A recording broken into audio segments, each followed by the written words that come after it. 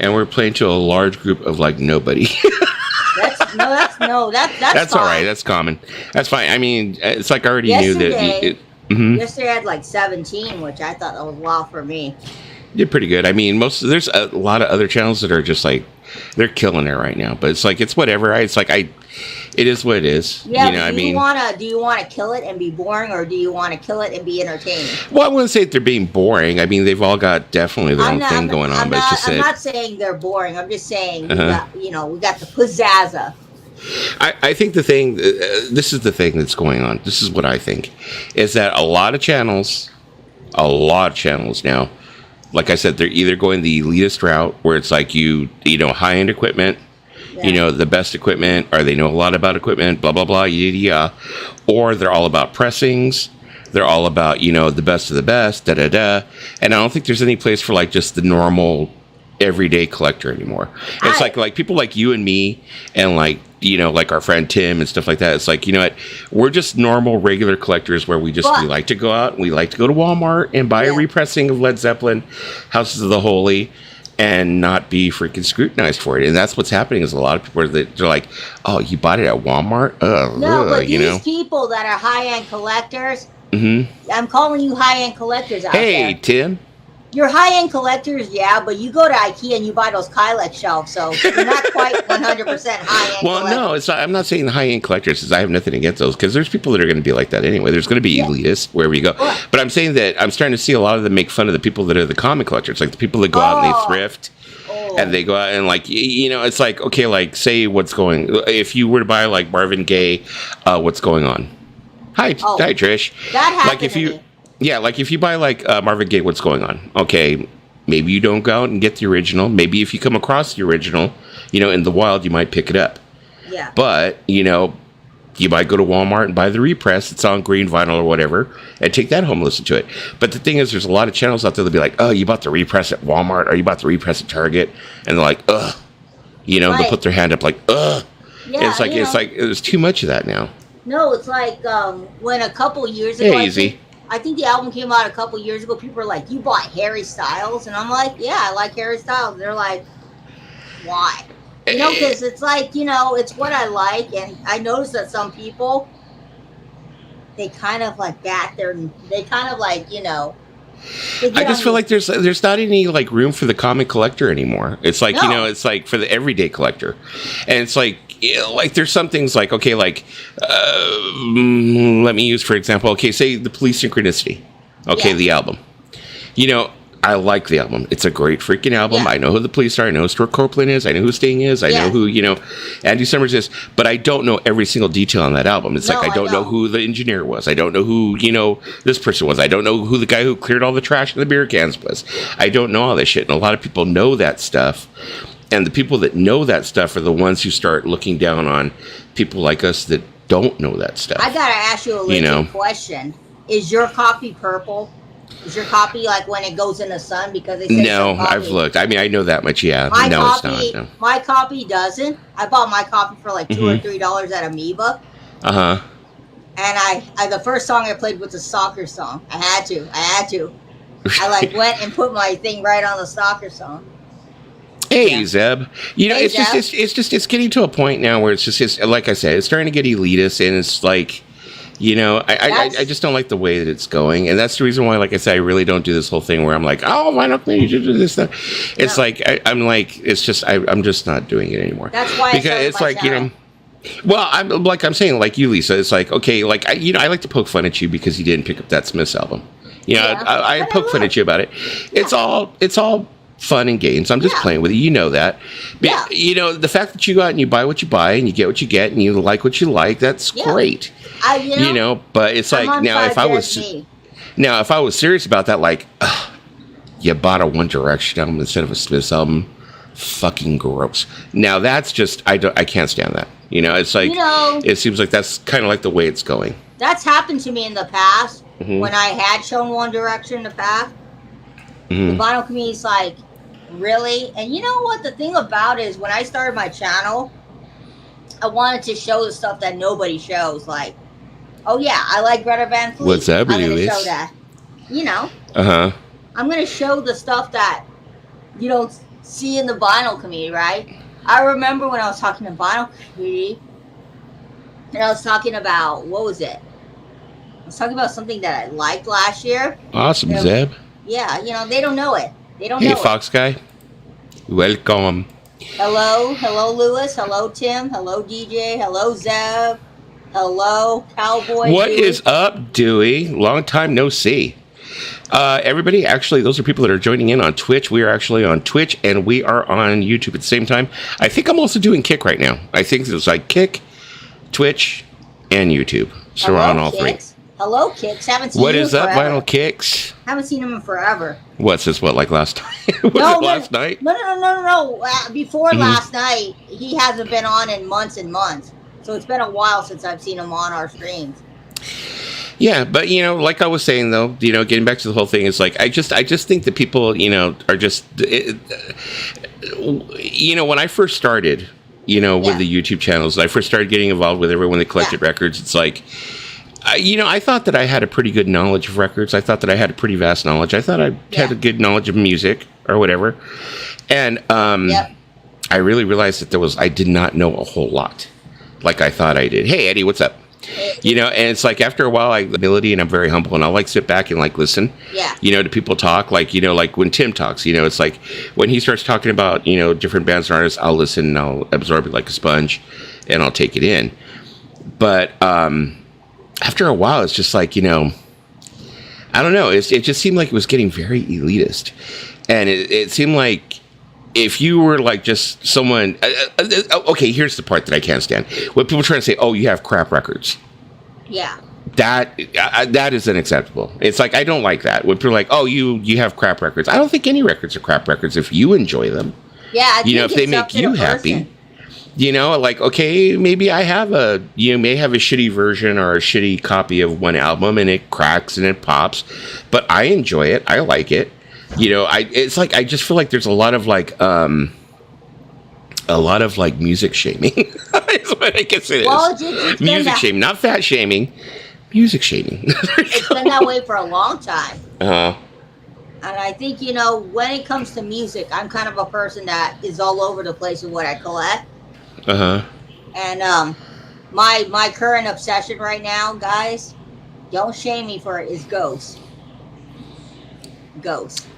See, now I like Ghost. I mean, I think Ghost is like different, Yeah. They're doing something different. No. Don't know everything, Dewey. Don't know everything. Know quite a bit. Oh, you know a lot. You know a lot about Depeche Mode. You could write a book on them. Well, I know a lot, but the thing, when I got into Depeche Mode, I have common knowledge. When I got into Depeche Mode Global, the global network with all the rest of the collectors from all over the world, I realized how much I did not fucking know. Huh. So I was like, you're talking about guys who know run out numbers. They know all this different shit. They know oh, that album had 434 different copies that were released and stuff like that. I don't know.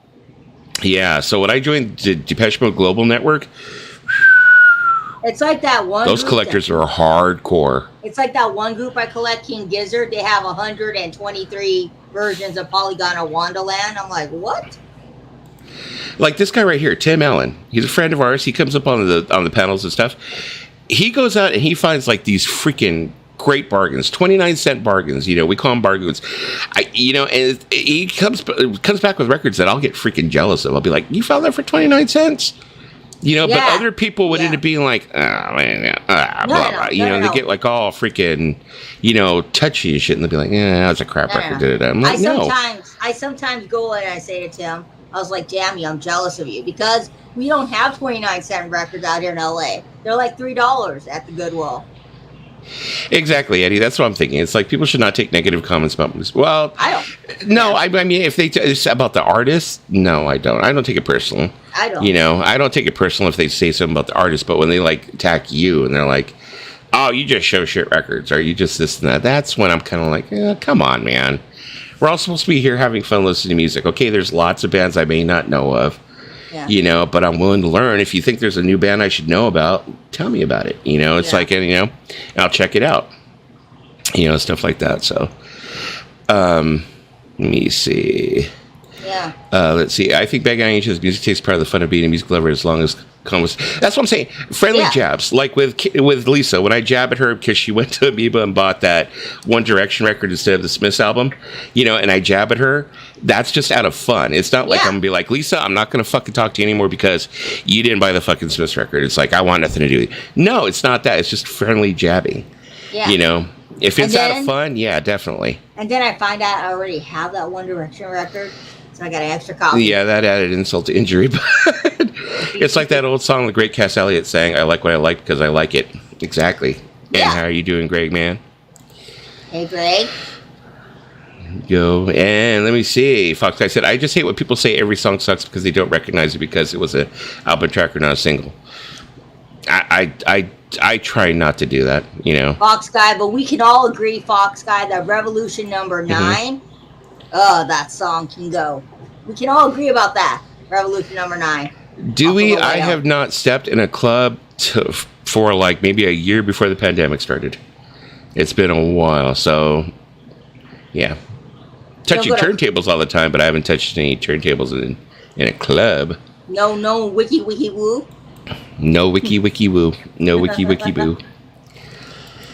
Let's see here. Oh God.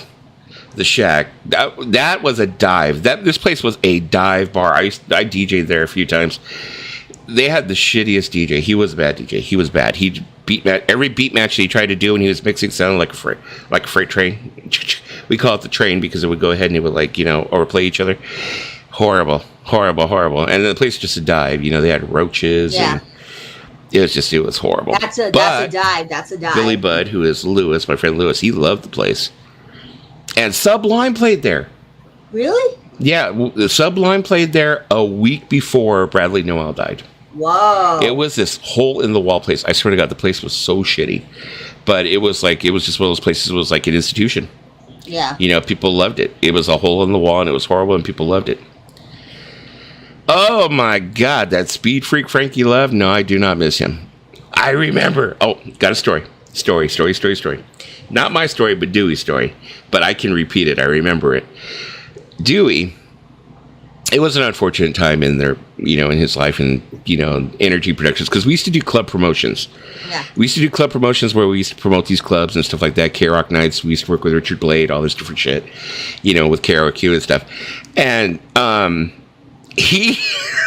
Dewey went to go take him to score in L.A., and when he took him to score in L.A., Dewey was like, what the fuck are you doing? And this guy comes up to the window. And he turns around and, this guy, Frankie Love, is like this little white guy. He's a little skinny white guy. And there's like this 6 foot, huge black guy in a trench coat.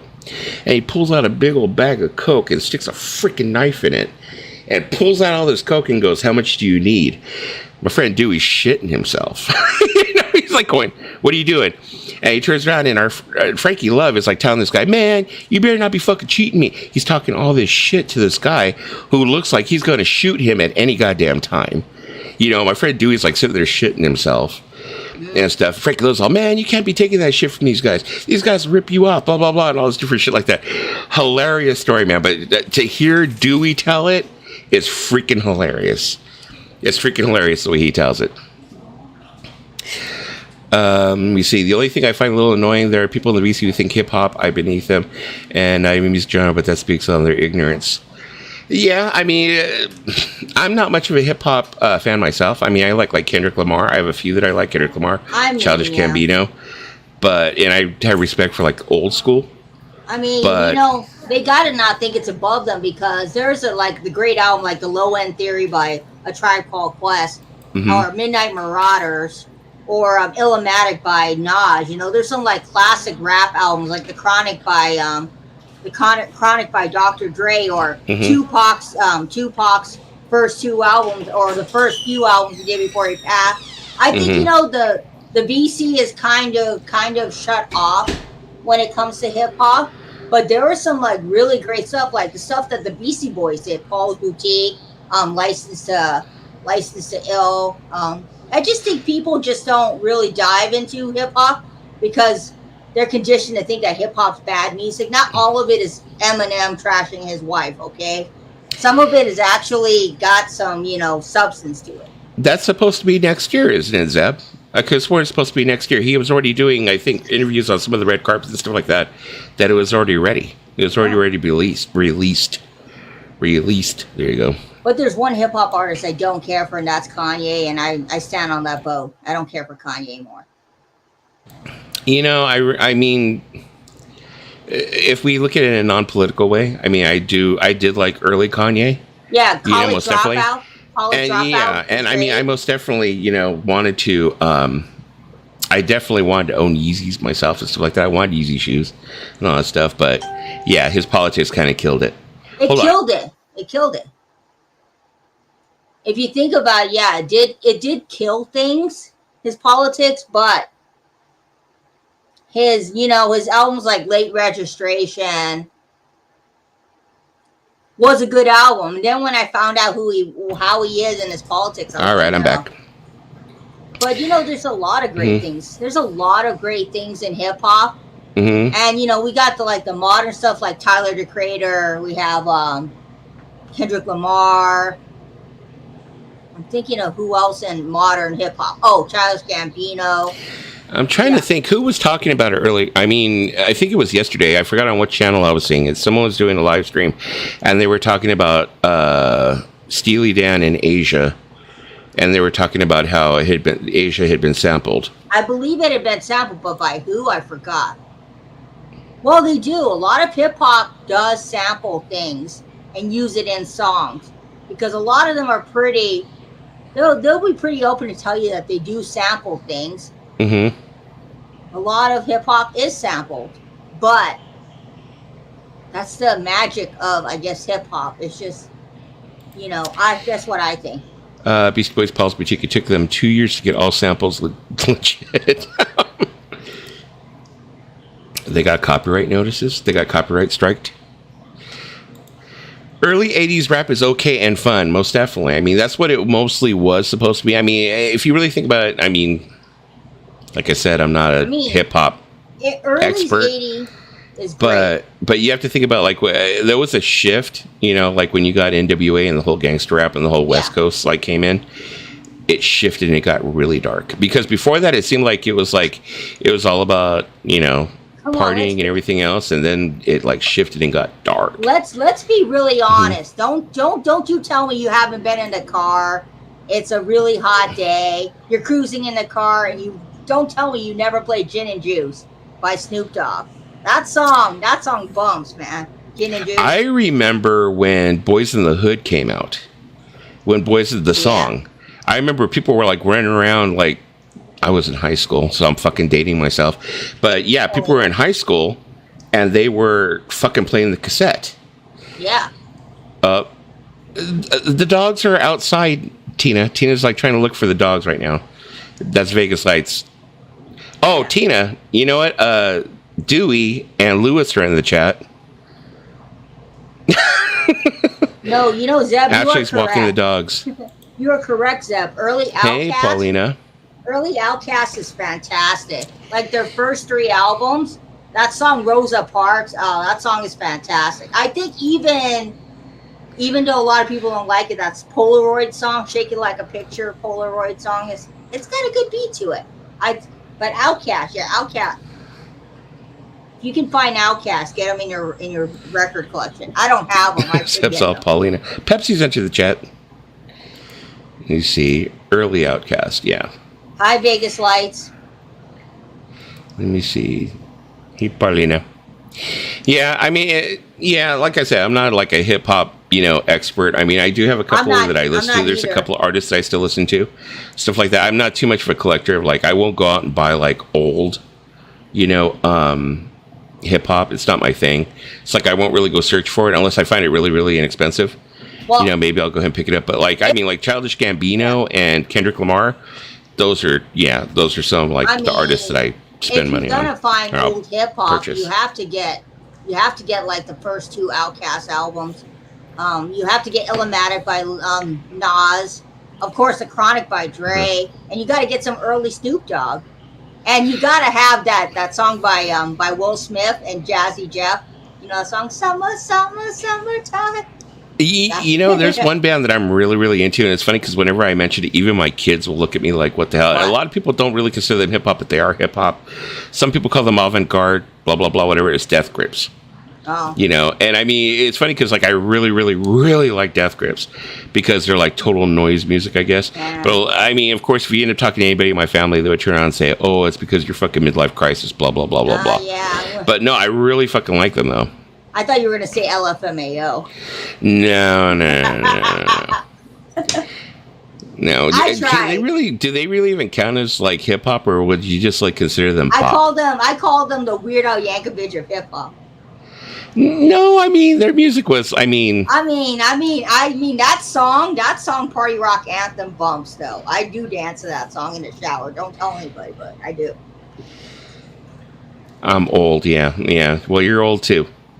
So we're all old. We're all old Vegas lights. Today I woke up and I found more white hair. So welcome to the old country.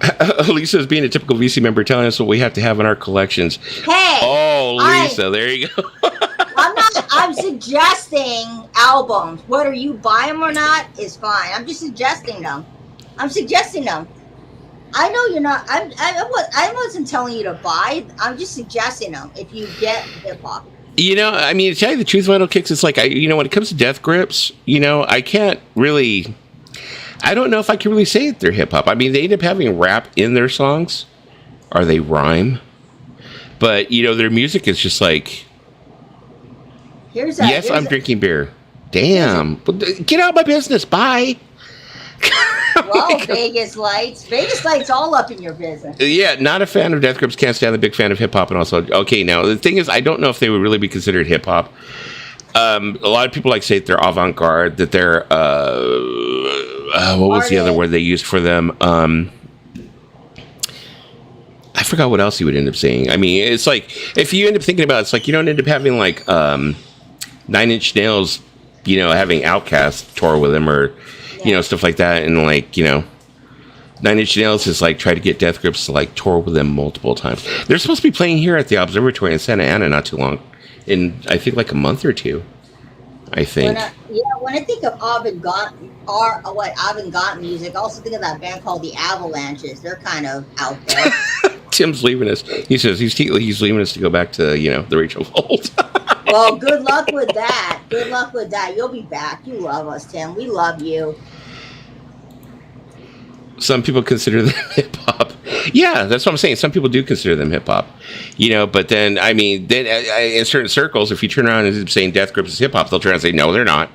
But that's the same circle that would turn around and say that Childish Gambino isn't. Because if you really think about it, Childish Gambino, I mean, I've listened to a lot of Childish Gambino. And with Childish Gambino, you would end up thinking, a lot of people would say the same thing. Oh, no, it's not really hip hop. He's more like, avant-garde, artistic, blah, blah, blah, blah, blah. Whatever. But then again, in the same, you can say the same thing about Kendrick Lamar. Kendrick Lamar isn't really just your normal hip hop either. It's more avant-garde, especially the new album. The Big Stepper album, definitely. Well, I mean, Kanye West wrote a whole album about Jesus being king. Vinyl Kicks, have you heard Mr. Hyde Barn of the Naked and Dead? Who's that? Yes, she took the dogs out. So I see why we were just talking about Ashley.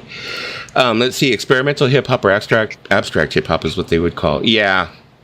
Okay, I'll take that. Experimental hip hop or abstract hip hop. I mean, if you think about it, check it out though. If you think about it, there's a lot of hip hop artists that kind of bridge the kind of experimental. Yeah. I mean, Beastie Boys, you can kind of say the Beastie Boys at their time were kind of some of their songs were very experimental. Well, I mean, the Beastie Boys were like the guardians of cool, though. It's like there's nothing they were able to do wrong. Oh, I remember. It's like whatever they did was cool. It's like they could go outside with in their underwear. Yeah. And a beanie, and people were like, "Oh, that's fucking cool." Beastie Boys were wearing underwear and a beanie. Let's go out and wear underwear. It's like everything they did was cool. Yeah, I remember when Adam passed away. I went to see Coldplay, right? It was, and then they just announced that Adam had passed, and so Coldplay did a tribute to Adam. They did acoustical version of "You Gotta Fight for Your Right to Party." Mm-hmm. Yeah, I saw the Beastie Boys live. Good band. Hey, Mason. How you doing? Welcome. Hey, Mason. See, yep, Beastie Boys are pioneers with trying new things with hip hop. Yeah, definitely. Definitely. They were But Beastie Boys were punk, hip hop, rock, jazz, psych, etc. Yeah, they were like they hit all four corners. I mean, you got to think about what the way that I had always heard about the Beastie Boys was the Beastie Boys when they first came out were a punk band. That's what they had came from. I don't know if that's just the urban legend that they were a punk band before they freaking turned around and they started doing what they were doing, and that actually them going into hip hop was supposed to be them doing parodies of what they thought hip hop was at the moment, and it just kind of took off. You know, License to Ill just kind of like took off. Yeah. So, speaking of Zeb, I downloaded the other night this thing that was actually called I forget what it was called. It was called seven punk rock movies remastered. Weird file. I downloaded it and stuff, and I was watching it, and it had like this one. Like the first film was called something called Deaf Punks. And it was like, you know, these punk rock groups playing to deaf punks. What it says. Self-explanatory. I don't know if it was they were feeling the vibrations on the walls, whatever it was, but they were getting into the music. You know, it was a bum, bum, bum, bum, whatever. But it also had music videos. Like it had one that Pilmer probably would have loved. I'm pretty sure Pilmer's seen it since, you know, he works for Devo. Yeah. You know, but it was Devolution. You know, de-evolution or something like that, and it was Devo. It was like a short film, maybe like 5 minutes or something like that, you know. At first, I saw that it looked like Devo when I was watching it, but at first I was thinking, well, is this like a parody of Devo? Because it didn't look like Mark Mothersbaugh, and it didn't look like, you know, some of the original members, so I was kind of like, is this a parody? And then you see Mark Mothersbaugh, and I was like, okay, that's original. But after that, there was like 3 or 4 videos that were all the Residents, and I was like going, oh, that's Zeb right there. That is all Zeb. You know, so it was like 3 or 4 short films that were all Residents. So what I'm going to do is probably sometime during this week, when I have some time, I'm going to go on Twitch, and I'm going to go ahead and I'm going to play it. So we can watch it over on Twitch or whatever, and you can join in with us, Zeb, or whatever. But it was pretty interesting. You know, there was one that was kind of like, I was like, what the hell? But it was like all, I mean, whoever this guy was that curated this collection must have been a Residents fan, because he put a big, huge chunk of Residents. It was interesting to say the least. I looked it up on YouTube. Interesting to say the least. I think that might have been it. That might have been it. Yeah, 1 minute movies, 4 songs. I remember that one time. Pretty big. I remember the one time I was at Amoeba. Mm-hmm. I saw a Residents album when I was doing a live stream, and Zeb's like, pick it up, and I was like, no. It was some like live Residents albums. Beastie Boys were a punk band which consisted of the 3 guys and Kate Schellenbach on drums, but after they went hip hop, they fired Kate, which they regretted. So, okay, so then it wasn't just urban legend. They really were a punk group. Yeah, but it's just safe to say they got more success as a hip hop group versus being a punk group. Yeah. Okay, what I'm going to go ahead and do is, you guys, I'm going to go ahead and put out a link if anybody wants to come up. If you want to grace us with your presence.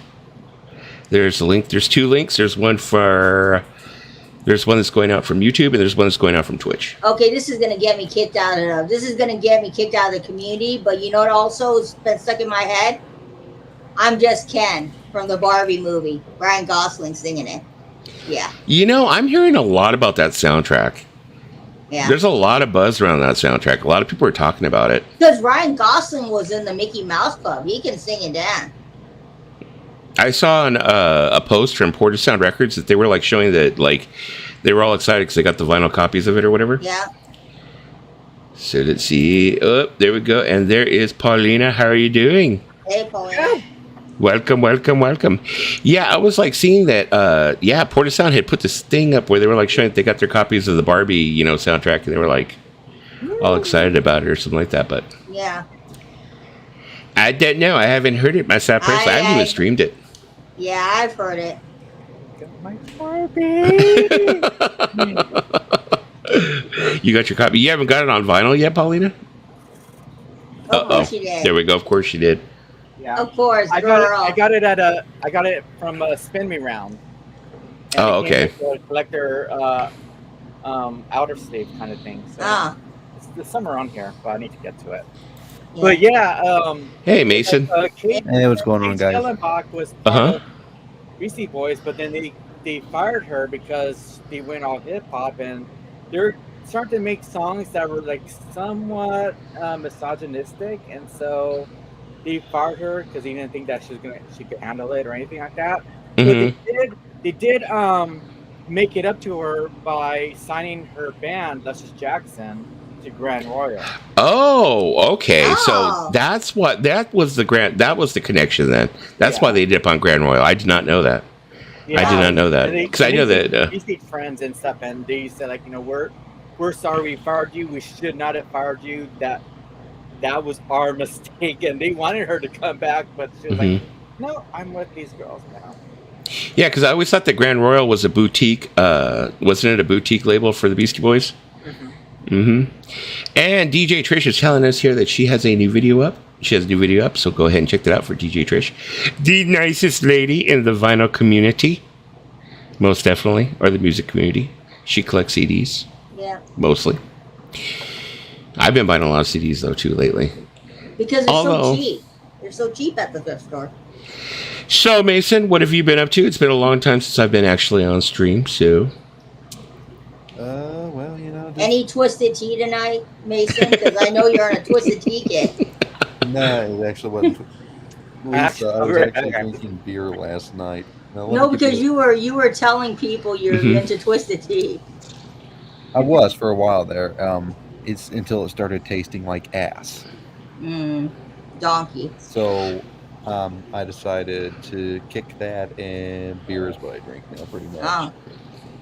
So Twisted Tea.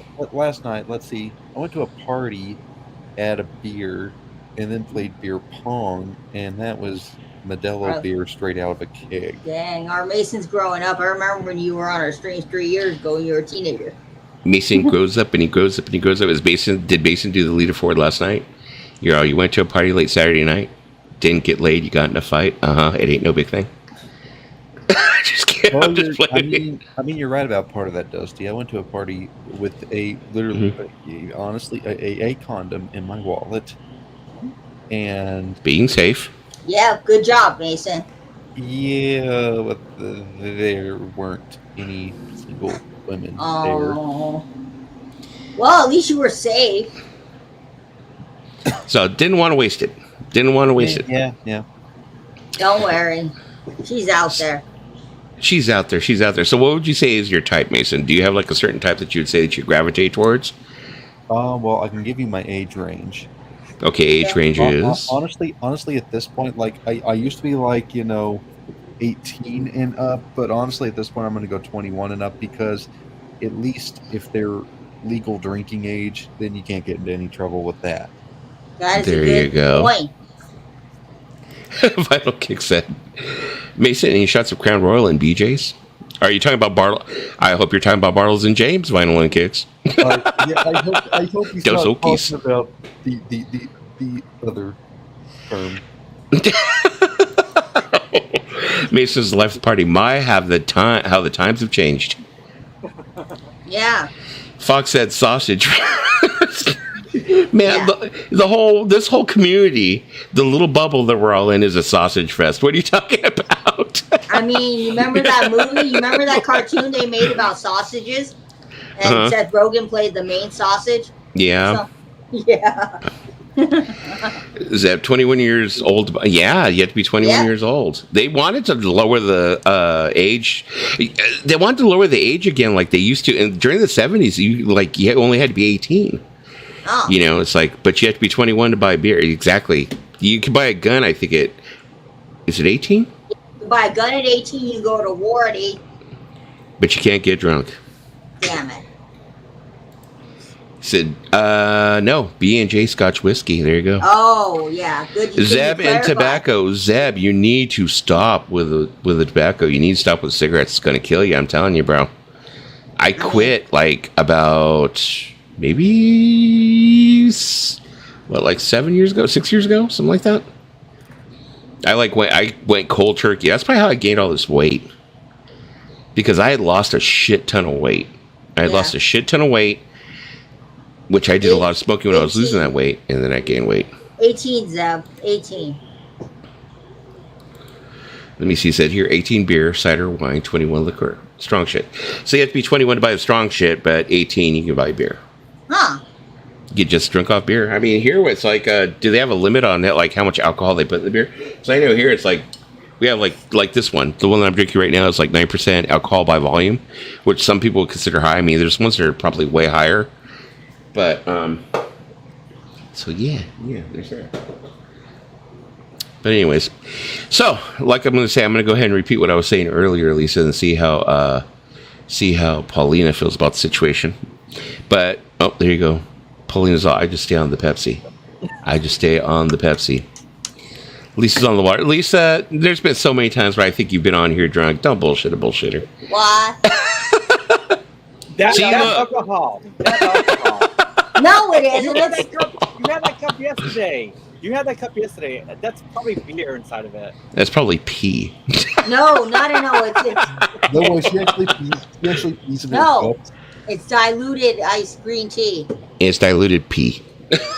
Yeah, Well, I wouldn't be surprised. It's pee. It's pee. Yeah, I'm there. Lisa, if that's actually pee, then that's, you probably need to go get yourself checked out. I mean, Bear Grylls drank his beer. Dark. That's not urine. That's tea. Come, Moses, people. Vinyl Kiss, beer and having drinks, stuff like that does not depress me. Amazingly, I'm a very, very happy drunk. I try not to get drunk anymore because when I first started, during the pandemic, or the tail end of the pandemic, when I started doing these live streams and stuff, I would just sit on here and I would get freaking loaded, because I had nothing to do the next day. I'd sit on here and be like, hey, what's happening, people? Not gonna lie, guys. I tend to be a bit of a horny drunk. A horny drunk? We seen you. Well, everyone's a horny drunk. I'm the one time I accidentally got drunk, I was an emotional drunk. I was telling everybody I loved them and I hope I didn't die. I remember that stream. Wow. Here we go. Portrait of a horny drunk. Oh my god. I'm rethinking my life choices right now. No, when I got that one time I accidentally got drunk, I kept asking my dad if Madonna was alive. I've got pictures of it too. Look. Oh, no, the one with me with the funny hairdo and the bag over my head is funny. Yeah, we're like, damn it, Lisa, stop streaming when you're drunk.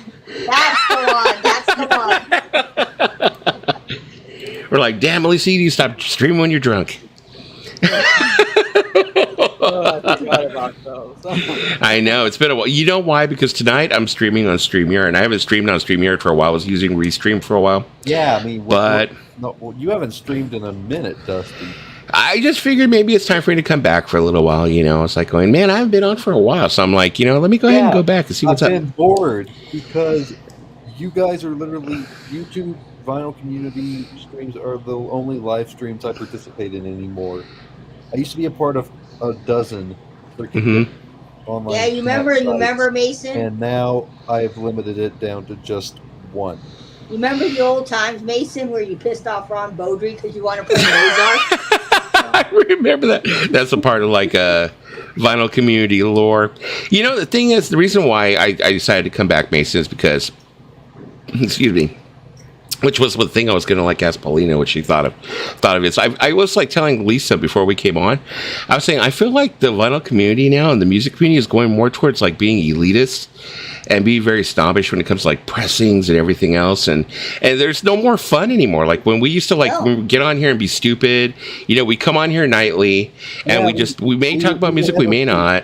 We would have a frequent idiot on here. Yeah, it's we just had fun. It's we talked about music. We had our fun with music. We talked about music. We shared information, but not bringing up, any potential bad terms you guys might have with the person. But okay. Yeah, but the thing is, it's just that I was thinking, there's those channels that can go ahead and talk about those.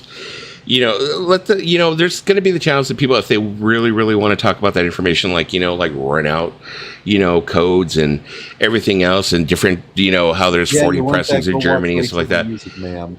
Well, or the drama, the drama and stuff like that. There's different channels for all that stuff. Let them go to those, and if they want to have a good time and just hang out and just talk about regular music, just come here. Because like I was telling Lisa, I said, the thing is that we're a community where we're not too elitist and we're not too uptight. It's like here, if you want to go ahead and you want to show your Walmart pressing of a certain album, we're not going to turn around and pressing shame you for it. And that's, I think, what a lot of what's going on is that people turn around and they go like, oh, look, I bought this pressing of like Marvin Gaye, what's going on at Target. People are like, oh, that's crap. And it's like, no, it's like, you know what? That's what you enjoy. I've noticed it too. And I mean, like, your stream and Lisa and James, I love participating in all of those. I know you do. I like, don't get me wrong, I like the content that Rachel's got, I do. But I swear, nowadays when I go over there, I feel like all the fun has been sucked out over there these days. Get yourself a Capri Sun and enjoy it's just, life. and also the thing also over here is I'm not concerned with how many viewers I have. Like right now, there's only like, 6 people here? That's good enough. It's like, we're just here having a good time. It's like, what? It's like I've gotten to the point already where it's like, I'm 51 years old. I'm not going to be a fucking YouTube influencer. I'm not going to be the biggest thing on the planet. Oh, you don't want to be I'm just here to have fun. I'm here to have a couple of beers. And like hang out with people, and like just fucking chill. It's like I think people have kind of like lost focus of that, and like people think that they're going to be like the next big thing. Nobody's going to be the next Vinylize or the next, what is it, Vinyl Rewind or something like that. It's like you're not going to be one of those people. You might end up getting, you can probably get up like 1,000, couple of thousand, or whatever, and have a little bit of fun. Maybe you'll get a couple of sponsorships, and maybe will send you some free records, but that's about it. It's like have fun with it. It's like, don't take yourself so seriously. But I want to be the next Vinylize. But, I think that's the reason why I don't really have problems with the trolls, too, is because, like, or what people call them, they call them trolls. It's because I don't take myself that seriously. The trolls are not original anymore. All they ever talk about when they go on streams is, oh, you're big, or, oh, you listen to shitty music. I'm like, yeah, be original. I've heard that so many times. And now we know that DJ Trisha, she says, I'm a happy drunk. Well, the thing that I can say about everything is that I'm just here to be like... Oh, no. Hey, it's been a while since you've seen my face. And I just like to say a few things. Oh, Colleen Ballinger. Why don't you just go back to the track you came from? Hearing of facts of misinformation, the gossip train. I'm just kidding. And I can't sing this fucking song with a straight face. Oh, I hate Colleen Ballinger, but yeah, we'll get into that it's another the number time. one song of the year, people. No, it isn't. The number one song of the year is I'm Just Ken. And you know why it's the number one song of the year? It made me go out and tune my fucking ukulele and learn the song. There you go. That's there you go. The song is big because I had to turn this thing just to play the fucking song. Okay, Vinyl Kick said the VC has always been elitist, but I don't think really caring about sound quality is snobby. You can really care about sound quality and have fun. Exactly. It's like, like with me, I have a very modest system. I'm using some, Klipsch speakers. I have a NAD receiver. I'm using a Fluence RT85. I'm happy with it. For me, it has good sound. Just like, Lisa uses a U-turn Orbit. She loves the sound she's getting. If you're enjoying your hobby, nobody should be knocking you. It's like if you're enjoying your hobby, it's like, yeah, there's like a lot of records. Okay, maybe if I come across like, original pressing for a decent price, if it's not out of my budget, because I'm sorry, I do live in a, 2-bedroom townhome, yeah, I have a budget, I'll pick it up. But if not, I'm not going to spend an outrageous amount. I will go with a Walmart copy and not give a shit. Yeah. So I think, but it's like, yeah, it just seems like it's getting a little bit snobby. And I think that was one of the reasons why I came back. I'm like, there's got to be a little bit more fun. It's like I come on at night when everybody's already done. I'm like, I'm going to come on. Let's just have a little bit of fun, man. So what's up, Fred? Hey, like Fred. Like Fred, his channel is fucking awesome. I mean, his channel, he's been fucking turning around. He plays all kinds of different pressings and stuff. You know, I mean, he comes up with some fucking records that are freaking awesome. You know, and stuff like that. And he gets awesome sound, too. Have you guys ever heard, like, the sound that he gets? I mean, his videos have great sound. You know, that's what I'm talking about. That type of collector. It's the collector I'm talking about. The collector that goes out and just, like, you know, they go to the thrift store and they pick up, like, whatever record and they bring it home and they clean it and they listen to it and stuff like that. You know, just like Tim. You know, Tim goes out, he finds those 29-cent bargains and stuff like that. Yeah, Fred is cool. You know, Fred and me at the beginning, at the beginning, me and Fred kind of were like, you know, whatever. But then after a while, I think Fred's cool. You know, I don't have beef with Fred anymore. I think he's a cool dude. Oh, let me let the dog in the back. I'll be right back. Here's your meme of the day. We're starting a new segment. Here's the meme of the day. I'm on a diet. I used to eat 6 slices of pizza. Now I eat 3. That's your meme of the day. Oh, look, Hey, miss you. Bunny. I see a bunny. I have a bunny too. It's on my. Bunny. That comes with my Peeps Pepsi. Paulina, I've got a question for you. A question for Paulina. Okay, so ¿Qué pasa? what are your biggest expectations for King Dynasty and Secret Wars? Good question. I haven't thought about it. I mean, obviously the basics like the Miles Morales potential appearance, all 3 Spider-Men possibly appearing together again, that kind of stuff. I'm just hoping that they start to finally bring back people like Shield and the Defenders and stuff like that, because we need them. Because that's what's missing with the MCU right now is continuity. Something I keep saying is a great idea that they should do with this next big Avengers project is they should do something really creative, like take Spider-Gwen out of Miles Morales' universe and translate her into live action, but have her be played by Emma Stone. That would be good. That would be good. And it is possible, too, because if we learned anything from Doctor Strange and the Multiverse of Madness, is like if you go into a universe where everything is a cartoon, you appear as a cartoon. So imagine plucking someone out of a universe that is a cartoon, bring them into the real world, they turn into a real person. And I think, yeah, Emma Stone will make a perfect Spider-Gwen. Oh, so taking so Marvel's in the Marvel universe, taking cartoon characters and putting them in a live action. They're not going to actually try to blend animation with live action. You know, like Who Framed Roger Rabbit. They're literally just going to make a live action version. Yeah, they'll turn into like an actual person, actual real life person. And I'm back. Well, I mean, that's going to create problems because if you really think about it, Paulina, I just don't. For Miles Morales, for example, whoever voices him, I like the voice actor that they have for Spider-Verse, Miles Morales. Hey, Tim. You translate him literally from animation to live action, and you see the translation actually unfold in the film, and then you're hearing a different voice for the live action version, and it's like, it doesn't add up to me, you know. I've never seen that Spider-Man movie with Miles Morales. Prefer them if they're going to do anything.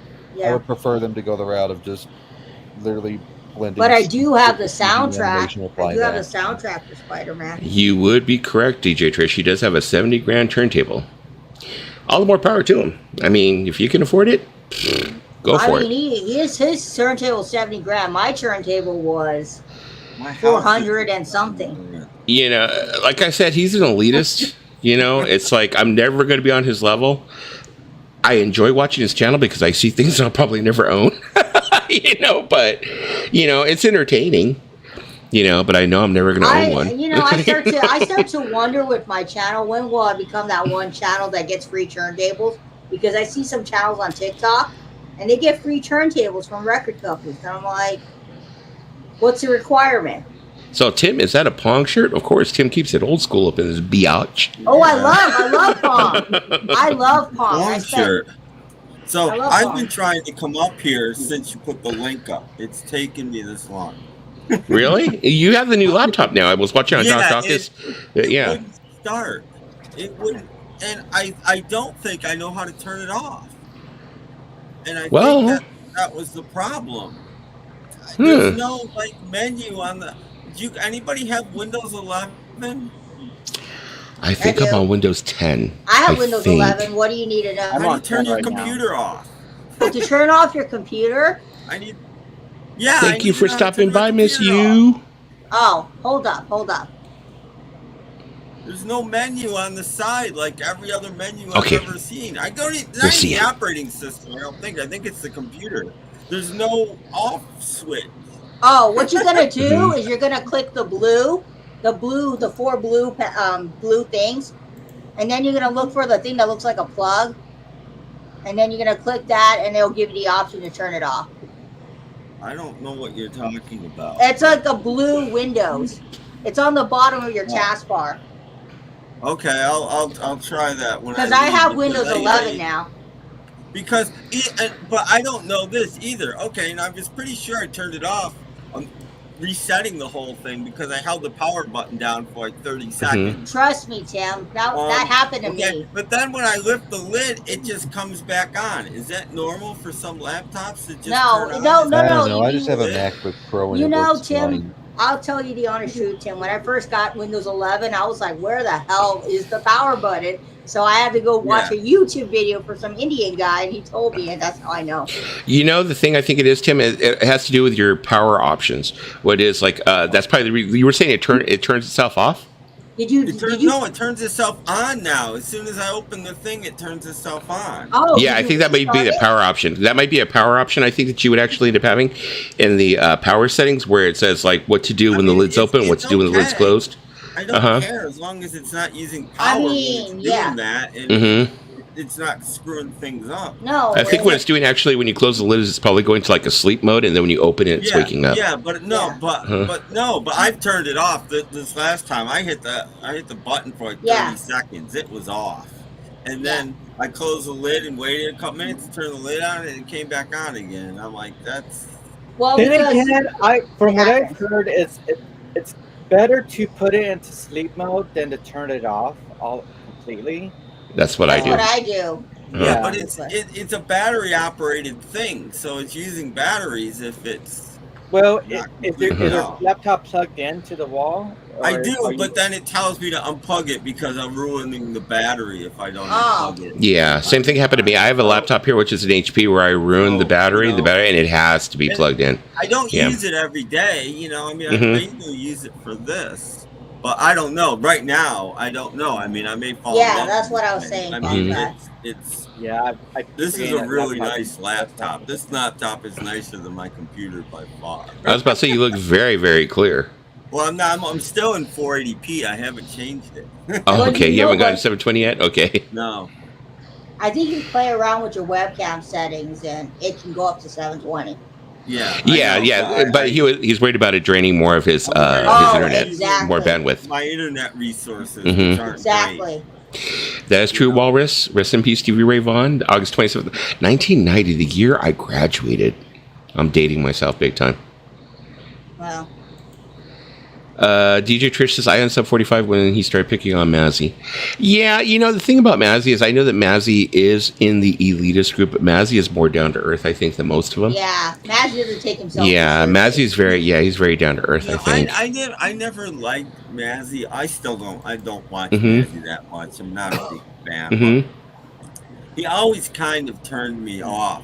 And then one day he did this. This was maybe a year ago, maybe more than that. Did a video where he gotten a hold of somewhere a bunch of 45s, and he's just going through the 45s like a normal guy, and I'm like, I got a little more respect for him now. They didn't necessarily have picture sleeves, they weren't necessarily mint, you know what I mean? He's just going through 45s, and I'm like, okay, that's and he was digging them, and I'm like, okay, that's better. Yeah, I mean, I'm sub to him, and like maybe not every video he comes out with when it pops up on my feed I might watch, but I do watch like Every so often he'll end up coming out with one. I'll end up watching and stuff. I mean, but there's all kinds of people that I have that I'm sub to. They're like I said, I won't watch every one of their videos, like Lisa being one. You know, it's like I'm sorry. Just kidding. I haven't uploaded in 7 months, so I'm just kidding. I'm playing with you. Calm down, Yoko. But no, I'm saying, you know, but that's what I'll do. It's like, you know, but every so often, yeah, I'll end up watching like whatever something he ends up putting up there, or whatever. Yeah, but people every once in a while ask me, when are you doing a new video? And I'm like, it's been 7 months. Holy I haven't shit. uploaded a video in almost 2 months, I think. It's been like 6 months for me. I'm like 19 months. And I promised I would, like I do in every video. And I have videos made. I just don't upload them for whatever reason. I mean, the last one I did was a review of the Midnight Callers album.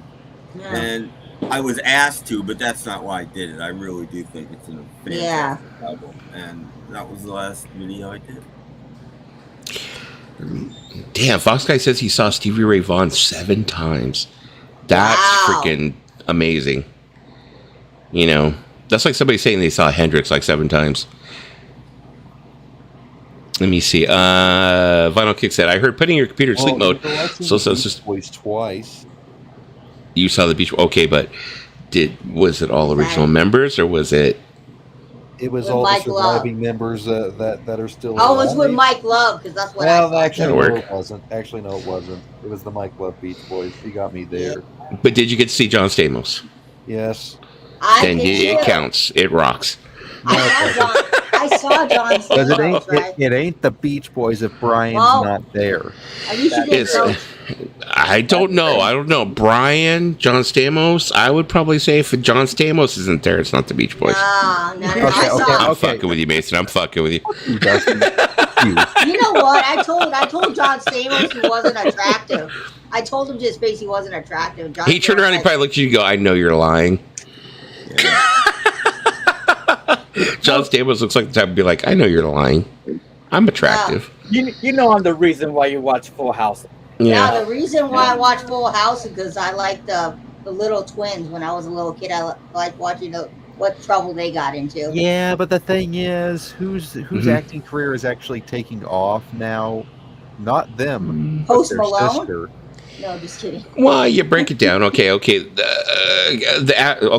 Olsen twins. I thought it was really freaking nasty what they did with them, where people were actually making websites that were countdowns when they turned 18. Totally fucking creeper status. Totally fucking perverted. John Stamos. Okay, he went to go play with the Beach Boys. Blah blah blah. Whatever. What was the name of the other guy? The other. There was like 3 of them. There was like Dave Goulier had a song written about him by Alison Moyet. Yeah, Alison Moyet. Or not Alison Moyet. I'm sorry, Janice. Alanis Morissette. I'm sorry. No, good on Jeff's comment because this is interesting. Which one? The one where he's talking about Smile AI. This one? No, I'm just kidding. I'm just kidding, not that one. Okay. The sample dude who did Smile AI will upload Summer in Paradise with AI Brain.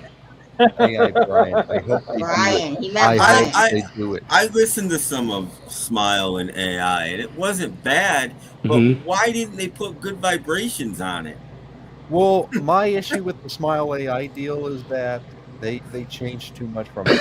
What they should have done is use all the original tracks that are from the Smile sessions, but just put vocals on top of that, not change the track setup. Like, I mean, those AIs are pretty good. Everybody's done that. I downloaded a few months ago a version of Smile that I actually like better than any version I've heard before. It was just some guy what I'd like them to do, with the track order. And what I'd like them to do is, for example, on let's take the song for Children, completely instrumental off the Smile session. Take that track, that backing track. We know the lyrics from Brian Wilson Presents Smile exist. Take those lyrics, run it through AI. Not him. I'm not going to tell you who I would choose. And then you got a perfect track for that album. Maybe Chris Pine, but don't tell the world.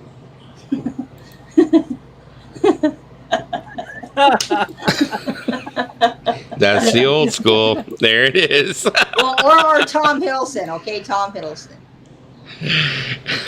Hi, Jeffrey. How you doing? Hey, Jeff. Welcome to the room. See Greg Man say hi to Trish. Tom Hilson in that But- Loki outfit. No, Dusty. I don't know about Dusty.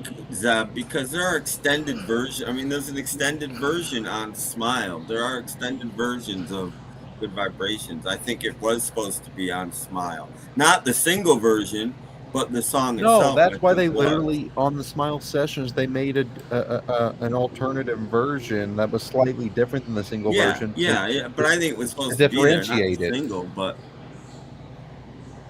you know, my favorite part of Good Vibrations, and it's never been released with the vocals. You can get it on bootlegs with vocals, but it's never been released with the vocals.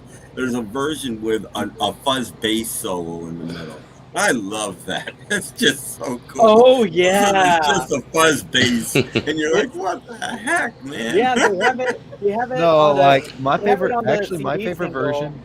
They have it on the CD single "Good Vibrations" where they had that. It was also on the twofer. Yeah, but it's just it's the instrumental version. It's not the that's what I vocal meant. version. It's an instrumental version of the entire song. I have it on a bootleg. I with like the vocal. version It's that- a vocal version of Good Vibration with the bass. I like the solo. version that great. combines both the earliest version, you know, where Brian sang the lead, and then it combines it in where Brian's like, "Well, I'm picking up," in that kind of falsetto thing. I like that version. Well, oops. Well, I got lost. Where am I at? I was looking. Unfortunately, the bootleg I have is not very good quality. So I did play it on my podcast once, I think. But yeah, I have that. That's got my favorite vinyl. Yeah, that's a 50th anniversary Vinyl edition in of that it. is just so cool. Yeah, it's orange. It's pretty. It's Yeah. really cool. I had to buy it. I wish they would release the vocal version with the fuzz bass. That's just Yeah, because they got alternative takes on here, which is Yeah. cool. Thanks, Greg.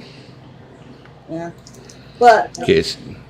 Do you own Listen, Vibrate, Smile? Look, Listen, Vibrate, Smile. By Dominic Priori. Yeah, he's a sort of like a historian of Californian pop culture of the '60s. I'm friends with him on Facebook. Oh, okay. Okie Pretty cool dokie. guy. Oh, you're friends with this guy on Facebook? Yeah. Because he was one of the guys that, you know, he was on that songwriter documentary. Yeah. Which one?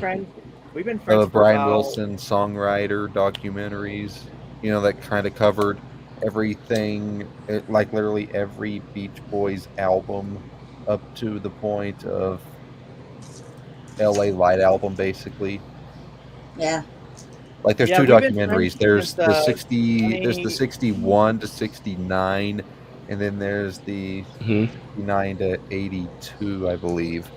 Hmm. I have the Yeah, we've first been one friends on since, DVD over since there. 2011. That's how long I've known him. And it's funny because like a lot of people that I'm friends with, like Dominic Flory, and I became friends with so many people throughout the years from doing music and stuff like that. And there's one person that I never really knew about until entering this YouTube stuff, and that is Steven Schnee, because Steven knows all these other people that I'm friends with as well. But I never bumped into Steven on anybody's Facebook post or anything, not even his brother, until recently. And I was like, oh my god, you're friends with this person, you're friends with that person. I am too. Awesome. Snee's amazing because I know people that Snee knows, and I live 3,000 miles from Snee. And we have mutual friends. That's just ridiculous. Trish wants to know, are you going to do another 45 stream soon, Tim? Those are so fun. I do actually really enjoy your 45 I don't. RPM streams. I still don't have everything straightened out. I'm still using my old phone. I had to buy a new phone, and I can't get it activated. But it wouldn't even let me pay my bill, so it cut me off completely. So I bought the new phone. I got it. I thought I had it set up. I had somebody do it for me because I couldn't figure it out. Finally, thought it was set up, and it's not activated. So I got my old phone, and I'm like, hey, I can still use it. But the new phone should be better. I think that's why I'm still having some internet problems, because they changed. They say the new internet thing that they're using isn't compatible with that. Oh, phone, you mean the so they made 5G, change. right? The So I 5G. think it will be better once I finally get that up Yeah. and running, but it's still not. So, Yes, Kicks, he does. Yes, most definitely, most definitely. yeah, but I'm 3 weeks behind in putting up a new episode. So, and that's part of it. The internet problems. I was like 3 days with zero internet. I was off the thing again for a while. Tim is amazing. I asked for some off the wall 45s, and I don't know how, but he finds them lickety split. I don't know how he finds them so fast, because he's organized, unlike most of us. No, I'm not organized. If you saw what was behind me, if you saw, I have so many things that look just like this. They're in no order whatsoever.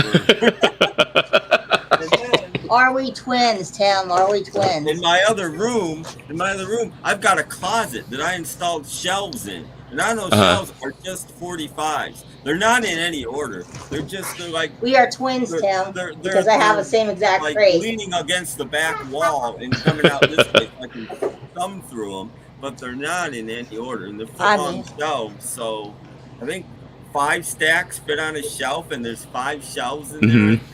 That's just 45s. I only have two. Plus, I only there's have a lot two right here. Plus, there's some in boxes in my bedroom.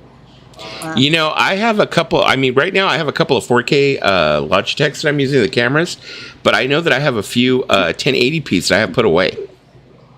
I'm gonna see if I can find them and send you one, so that way you can use a camera plugged into your laptop and be able to move it around instead of having to like use the laptop camera all the time and like angle it, so that way you can just go ahead and like look at your chat. And it's better now, because now, well, this laptop is so big, I don't even know if it'll fit up on the box where the other one was. I'll have to see that.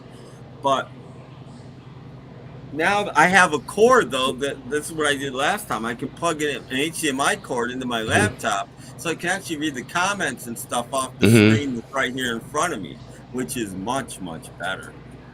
Okay. At least I can do that. Because I got some other one. I mean, I have a couple of. Well, I have this 4K one I'm using. Of course, I don't go anywhere near 4K. I haven't done any content to do 4K. I mean, you can't do 4K on any of these like streaming platforms. I have the other 4K that's on a tripod we use for Lisa's OnlyFans, but then I have the other ones. I have the other ones I don't use. They're 1080p. Let's keep that in the down low, man. Down low. I've been making like, I find classic movies on YouTube that I don't think will be there very long because they're not in public domain, and I download them and I put them on DVD, but I usually do it in 720. I don't even use 1080p because I figure the quality's not that good anyway, and I'm half blind, and it's good enough. I'm burning a DVD right now. Spectrum actually caught me. They caught me downloading stuff. They sent me a letter in the mail, and I guess they sent me a letter in the mail saying, you know, you've been do not like download anymore. Blah blah blah. Well, go ahead and we're going to cut your internet off and all this shit. And I was like, okay, so now I'm gonna have to get a VPN because I'm not going to stop. I don't do that much. I do it all off of YouTube, and I don't know what the legality is of that. I'm not doing, I'm not doing, what do you call it? Oh no, me, I'm horrible. I use this. I go to this website called It's called yts.mx, which is actually supposed to. I think it's a webpage. It's actually located in Mexico, but all of the files are in 1080p. You can actually download them all the way up to 4K, and they're like minimal size. So it's like you can download a 4K like Blu-ray rip, and it's probably like maybe like 2.5 gigs, maybe something like that. And with my oh, there you go. It just popped out. Yeah, so Spectrum, I guess, caught me because I was like I said, I turn around and I do this thing where, I start like freaking going off like crazy and downloading a bunch of movies. Like I'll go on a kick. Like I'll try and say, you know what, today I want to download all kinds of like these film noir movies. So I'm going to get a bunch of like film noir movies that are from like 1950 to 1959, and I'll start downloading a bunch of movies. That's largely what mine are. Do you know about the site Cinema Cities? No, I don't. Check her out. Okay, Cinema Cities. She'll point you in some good Mhm. directions, and I enjoy her videos a lot. They're usually 12 minutes or less. Sometimes Mhm. they're a little longer, but they're short. She's never in them. She just narrates them very nicely, and she points you in some interesting directions. And it's mostly noir, not always, but she largely does noir. Oh, who And we lose? Mason? Where'd you go? Okay. it's interesting. Hi, Mason. Like this right Boy. here is Boy. M, because I don't Uh-huh. I don't want to spend the money for M. So this is M, and I found it on YouTube. I did it a couple weeks ago, and then I realized I found a version with no subs, and I'm like, Are you I talking about might the want to movie know what M? this The made. So I found another version, and then I uh-huh. found 2 trailers, and then I did the Dark Corners Vault guy. I found a Uh-huh. 17-minute thing he did on M, and then I found another guy who did like a 10-minute thing on M. So it's got bonus, it's like a real DVD. It's got 2 trailers and 2, Sweet. documentaries on the end, and You're talking about M, the Peter Lorre movie, right? yeah, the Okay, yeah. Fritz Lang movie from 1931. Yeah, that was one of the movies I downloaded from YTS.MX. I got it like in 1080p. You know.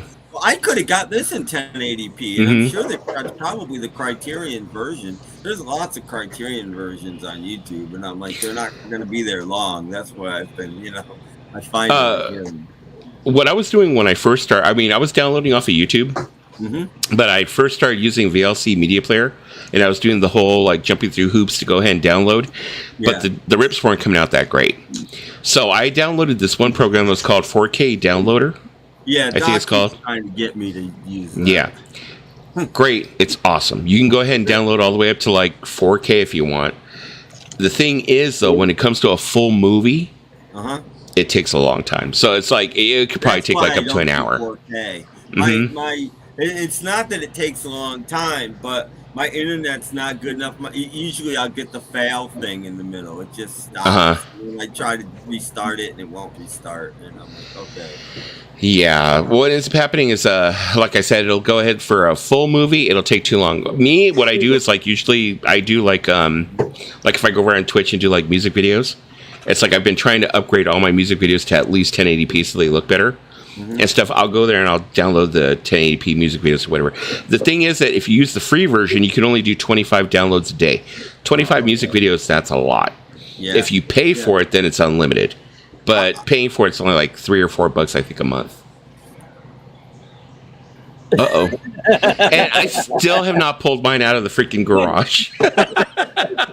Well, you guys know the cat video, right? With the cat and the bunny suit. That's what this was. So I go, look, like Tim's is all customized now. Dang, Tim.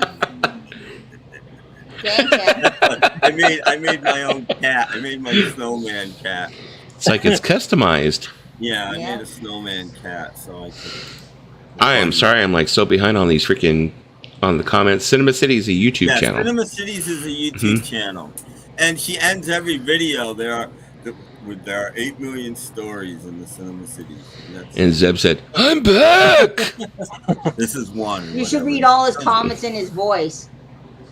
He's I tried to record one take. I can't do his voice anymore. I'm so out of practice. Well, Lena does a good version of his voice. I tried to record a one take version of That's the Music to Your Day, just for Mason. He's all up. Greg Man says, Dusty, sorry, no, not the same company. Why the hell did I think that I'm crazy? I'm saying that must be from a previous one. And I think I lost where I was at. Okay. It's the hot weather. Hot weather's getting to us. Give me a wrench for a second, Dusty, and I will upload it and share it unlisted. You can play it on the stream if you want. You don't have a wrench of that? That's weird. Okay, let me see here. I thought he already had a wrench. Okay, I hope I don't echo, so hold on a moment. Oh, you said that wrong, Dusty. It's supposed to have been, give me a wrench for a second, Dusty.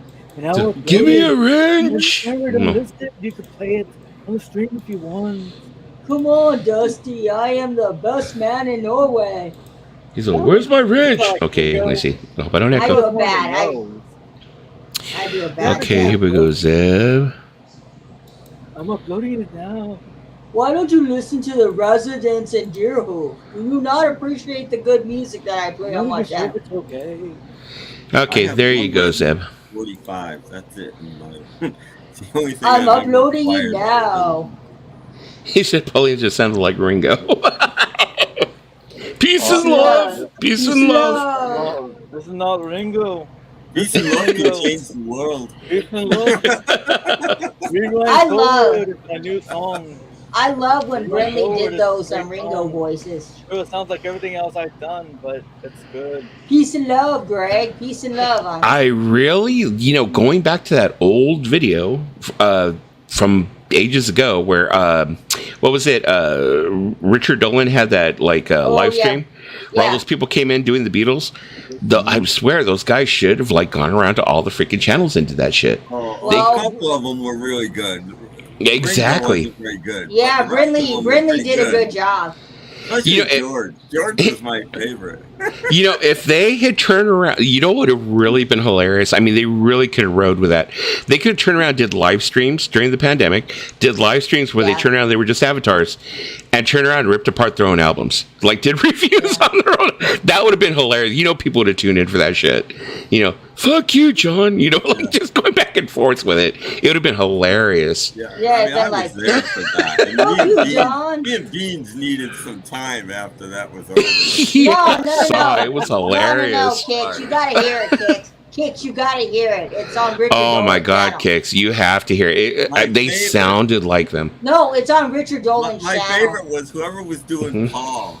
He goes, guys.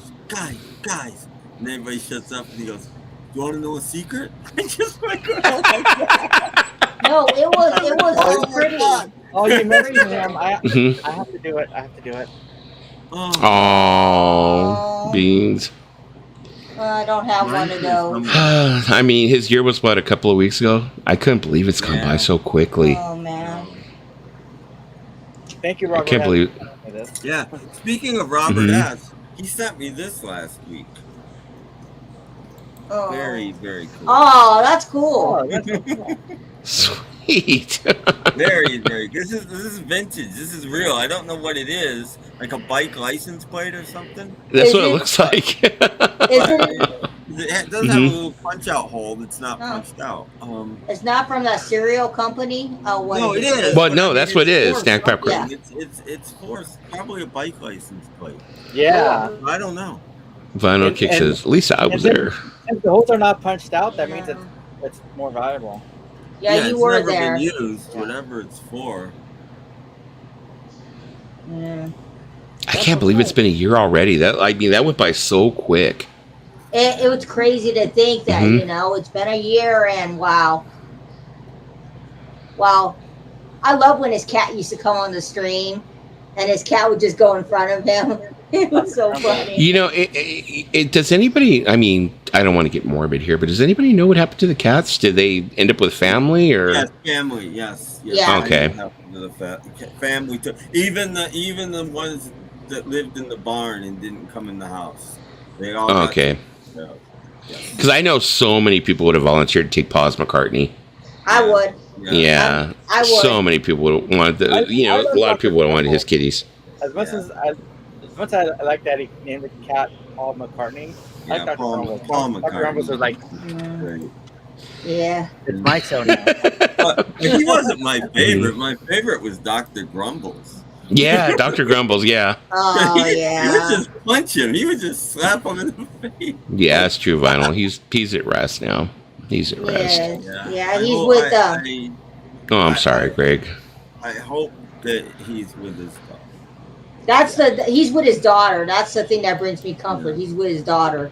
Yeah, that's what I picture. I just want to picture that he's with his daughter and he's happy. Because that was the one thing that he really, really, really talked about a lot about was his daughter. Yeah. Yeah. Marley Rose. Yeah, but it's Yeah. just like, I don't know. Maybe Tim's going to turn around and say, "You're not old. You're still younger than me." But the thing is, that, it just seems like the older that I'm getting, time is going by so much quicker. Oh, it Yeah. goes by. It rockets by. it just rockets. Yeah. It's unbelievable. It does. It Mhm. does. Because my 30s seemed like it went by really fast. My Well, 30s. you're young, Lisa. Wait till you're I- 60. Hey, I got. Watch Hey, how fast time flies. hey, I got white hair now. I got a lot of white hair, Tim. Some of my hair has completely gone white. Well, you know, for me, it was like a big deal when I turned 50. Reason why, I'm going to get a little bit deep here, but my mother passed away when she was 50, and that was kind of like always my mark off. I was like going, well, I'm going to go by the time I'm 50, because my mom and dad died when they were really young. So when I turned 50, it was a big deal. And now it's like, you know, that was the big deal. And all of a sudden, like, I blinked my eyes, and now I'm 51. I'm going to be 52, you know, in March. It's like it went by so quick, you know? Yeah. It's like time's just flying. Well, Just flying. The friggin' pandemic is, what, 3.5 years old now Yeah, or something? yeah. Uh-huh. It's absurd. So the older you get, the faster it flies by, definitely. Yeah, Dusty Time is moving on for sure.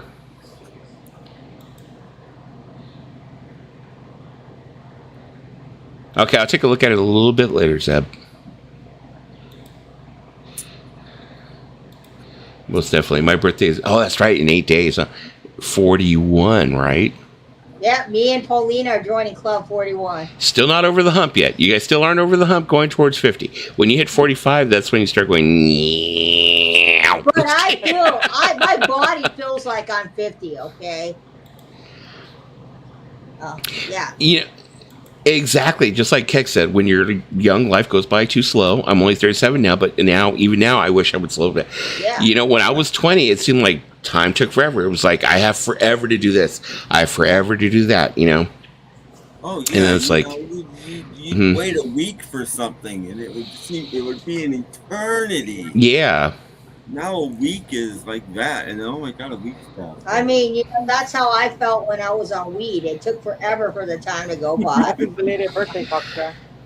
Which, like, is how I felt today, because someone was mentioning Hurricane Hillary, you know, and they were like saying it's already been a week since we had that hurricane last week. Yeah. And I was like going, damn, that went by quick. It's like a week's already gone. I know. You know? Hillary came and go. She came and go. Well, Mhm. we're still dealing with it over here. Yeah. You got the worst of it. You guys got the worst of it there in the desert. Yeah, I we got like one access road that's destroyed. That's gonna take months to repair. We have access points to the freeway that are still closed. We have the railroad is still damaged as well. It's gonna be a while until they could clear up all that mud that went on the railroad tracks. That's as well as crazy. put back on the trains that derailed from it, because there's like trains that just went all over the place. So they're still working on that right now. So it's going to take us about 2 months just to repair some of that stuff. And how old are you actually, Fox Guy? If you want to tell us, happy birthday. He said his birthday was 10 days ago. December went by, so Paulina said, or Greg said, Paulina, really happy birthday. Hey, Greg. December went, so for me too. For me too. It's like we're already going to September. We're already starting to go into fall already. Bring You know, on it just the went by fall. so quick. I Bring haven't on even the fall. I haven't even had a chance to go to the pool yet. You Bring know, it's on like, the oh fall. damn. You know, Bring on the fall. I don't didn't have a pool. barbecue. I didn't swim. I didn't. What the fuck am I doing in my life? What are you doing? What the fuck are you Like, doing with your what the life? fuck am I doing in my life? I didn't go to the beach. Well, I went to the beach, but I'm like, damn, I didn't swim. I didn't barbecue. Damn. Why are you not having social life, man? Fox guy seemed to you. Let me see, Dusty. I thought maybe we could.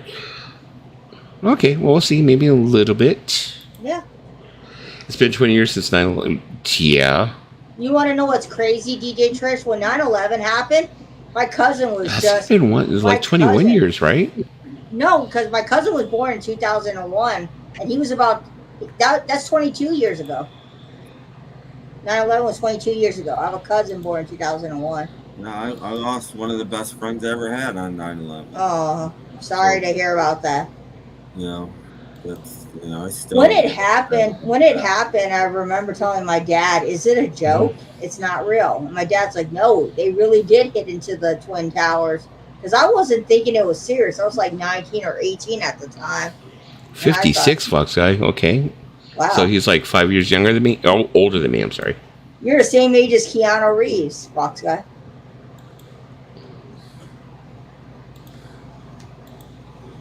Yeah, and that was weird because I was split from my wife, but we weren't divorced yet, and she was doing legal work in Texas when that happened, and she had to rent a car and drive back from Texas to Washington D.C. because planes weren't flying. Okay, let's take a Wow. look here. We'll go ahead and play this for Zeb. Yeah. It is on his page. I'm Yeah, assuming. Greg, man. 22 Yeah, years.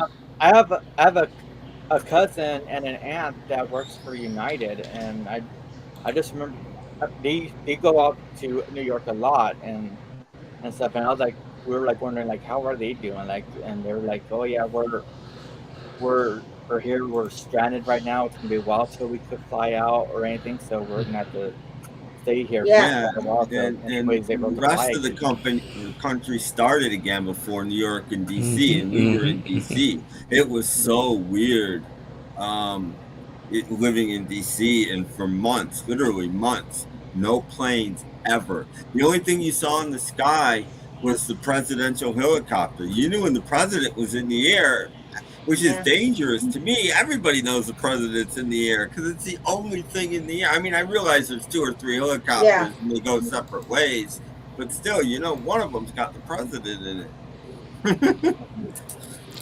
I'm having a problem getting that link so I can show this Zeb's thing. How do I get his link? Where's the link? He put it in the.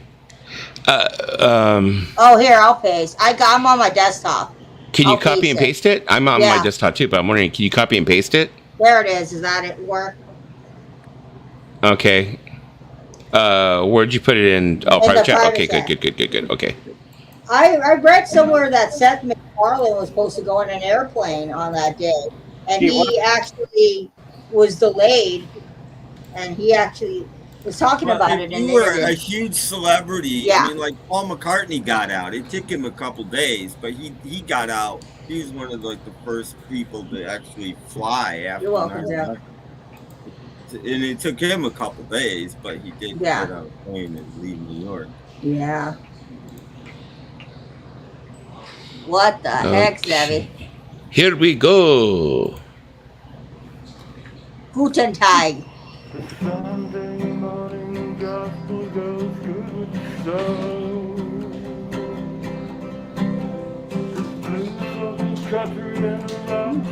I don't think I've ever seen a video with Zeb showing his face singing.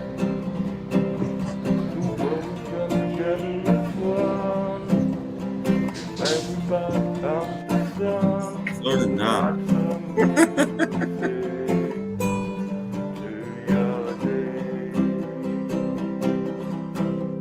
You'll hear it while you're waiting by your neighbor's house.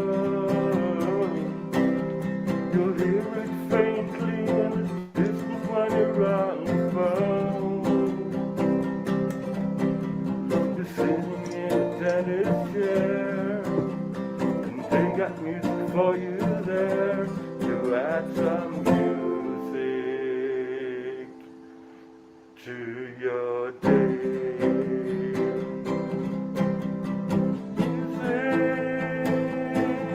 When you're alone, it's like a companion for your lonely soul.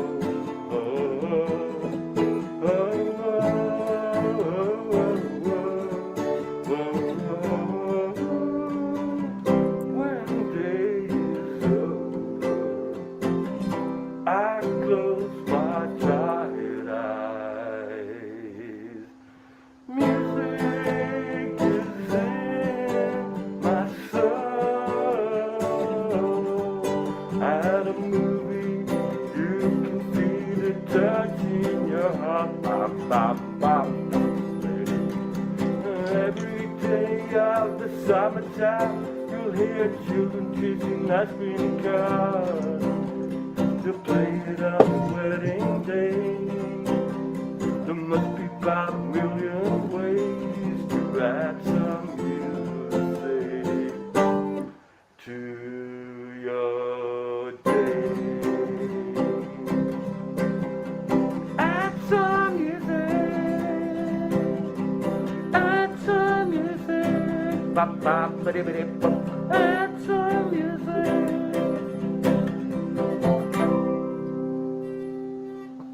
You know who you kind of look like, Zeb? Yeah, I liked it. That was Zeb kind good. of I looks liked like it. Zeb kind of looks like that one actor, Bill Skarsgård. It's just something I know. Look at Lisa's falling in love. Look at her. There she goes. Look at. Oh, there it is. Oh no! There it is. Oh, you're putting me on the spot, man. Oh, you guys. I'll be right back, guys. Hold on.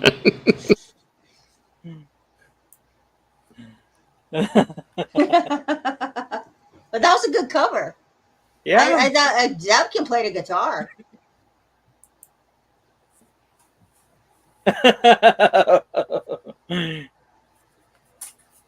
Are you sure you're not Moist Final Kicks? I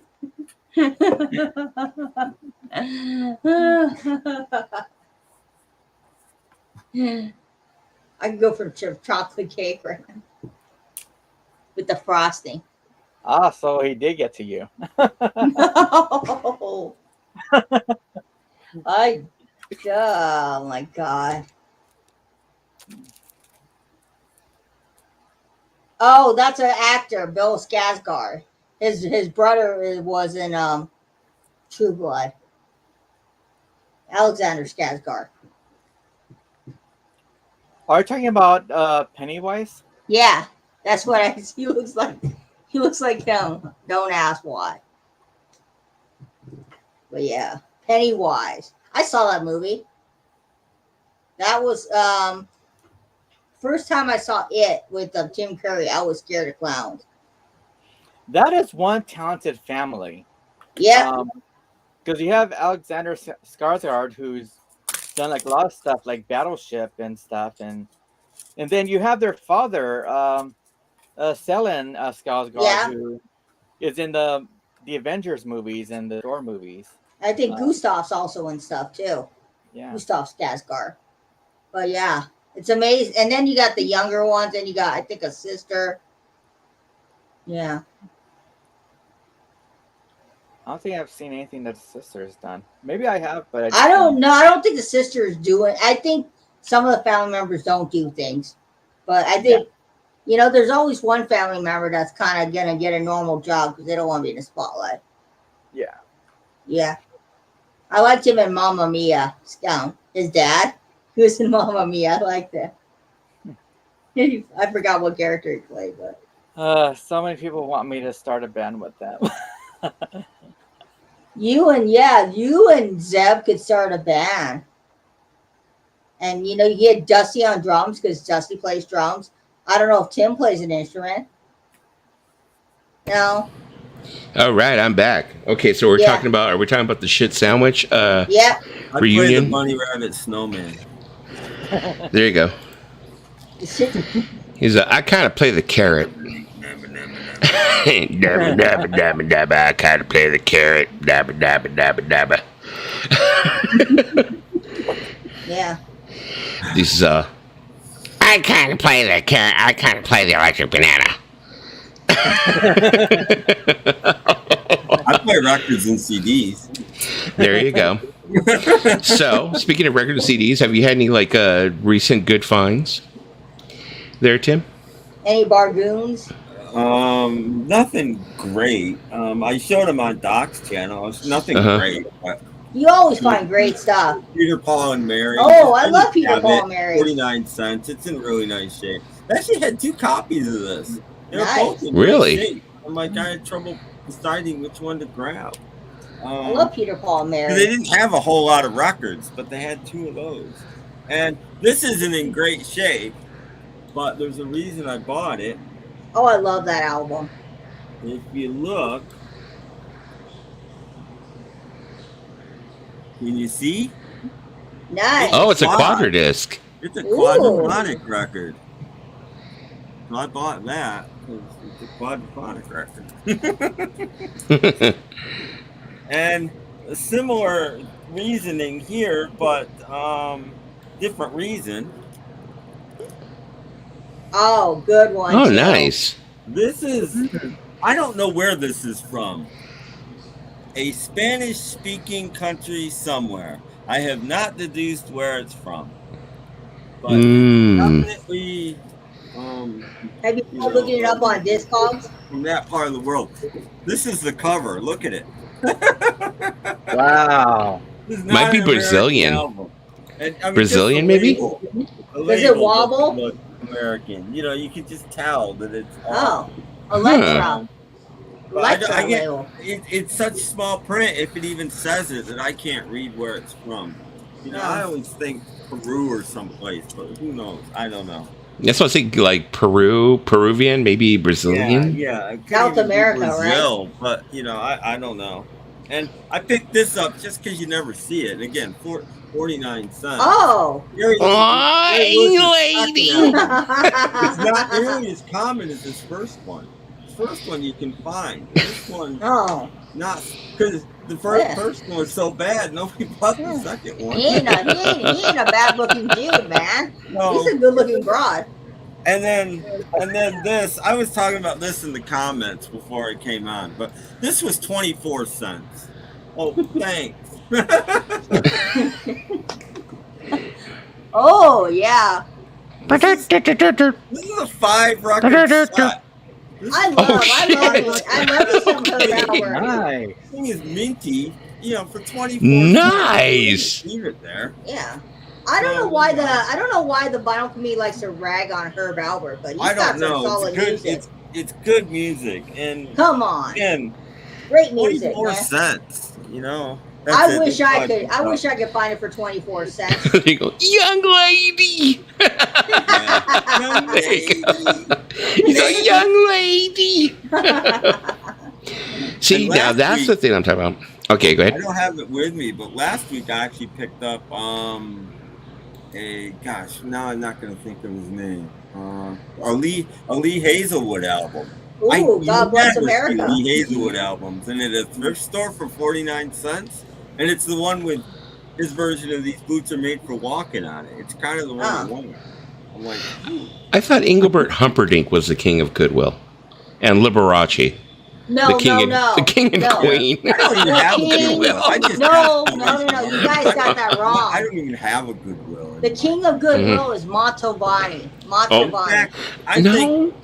Oh, wait, no. Andy The Williams. nearest Andy Goodwill Williams. is about 125 miles away from me. Oh, okay. Well, Anywhere yeah. near me. I mean, you say Liberace's the king of Goodwill, but I never find Liberace at my Goodwill. I have found Liberace. You know, speaking of, like about 15 years ago, there's this place that's over in Whittier. I'm pretty sure Lisa knows about it because she's from this area. It's by her area in Whittier. Yeah. There's this place called King Richard's Antique Mall. Oh, You've heard of it, right? went there. I've been there. You Right. know what? I nearly peed my pants because that place is amazing. It is. And there was this freaking cardboard cutout. I mean, a full life-size cardboard cutout of Liberace in the 4th of July outfit. You know, the one where he's wearing the shorts and Why the didn't you socks with the buy it? tassels. Why didn't you buy I it? kick myself in the ass to this day because could you imagine how awesome it would be to have that like standing there in the corner In the while I'm on like bar? gloves No, when in I'm the on live bar? streams or my bar over here. That would have been freaking. You I could kicked start a myself in the Matthew ass. Street wall with that. There you go. I mean, you know, or you could add Neil Sedaka in the back. Ooh, I hear laughter in the red bad blood. Yeah, I saw that. I thought Yeah. that you made the wall, Tim. Yeah, unfortunately, I've made the Matthews. And my picture's like the biggest one there. It's huge. I'm like, what the hell? Oh, man. Polka and Every time I gospel. watch a Matthew Street video, I get, Mm. oh, God. No, I don't see polka and gospel on my Goodwill. I see a lot of times when I go to Goodwills out here in LA, it's a lot of classical music and a lot of musicals. Oh, I still get Herb Albert constantly. I get it in shrink. I quit buying them. I see mint copies in shrink of Really? the album that everybody wants. I already have like 5 copies. I don't need it more. Yeah. Fox Guy said Matthew Street lives near me. I've yet to see him in the wild. Same town. Oh, I thought you had seen him in the wild. My bad. I don't think Okay, he there gets you out much. Wow. That's pretty funny. Yeah, I went out searching, what was it, yesterday. I think I sent a video to Lisa. The only thing I found was one Red Hot Chili Pepper CD. That's all I found. It was a bad day. I mean, there's some days where, of course, you end up coming home with stacks of CDs, or Well, you found it's the mostly good one. CDs now, not records. You found the good Red Hot Chili I Peppers. found the most commercial, I think, Blood Sugar Sex Magic. It's the most commercial. I mean, I would have really would have loved to have found Mother's Milk, or what's the name of the other one? Californication. Freaky blah, blah, blah, Party, whatever the hell it was called. There's a lot of other ones I probably would have liked to have found first. But I mean, $1 something, $1.50. I was like, yeah, cool, good enough. I'm not gonna complain about that. I want to go where do you guys? I think I showed him to you guys once. I'm trying to think of his name. The Flea Market Falcon. I want to live where he lives in Florida somewhere. And he goes to thrift stores where media is already 50 cents or less, and he keeps going, it's 90% off media day. So he's buying all this stuff for 10 cents a piece. I'm like, oh cow. It's amazing. I remember when the last time I had a big haul of CDs, and I bought a bunch of them. I was going up to the counter, and there was a young kid behind the counter, wearing some freaking emo t-shirt or whatever.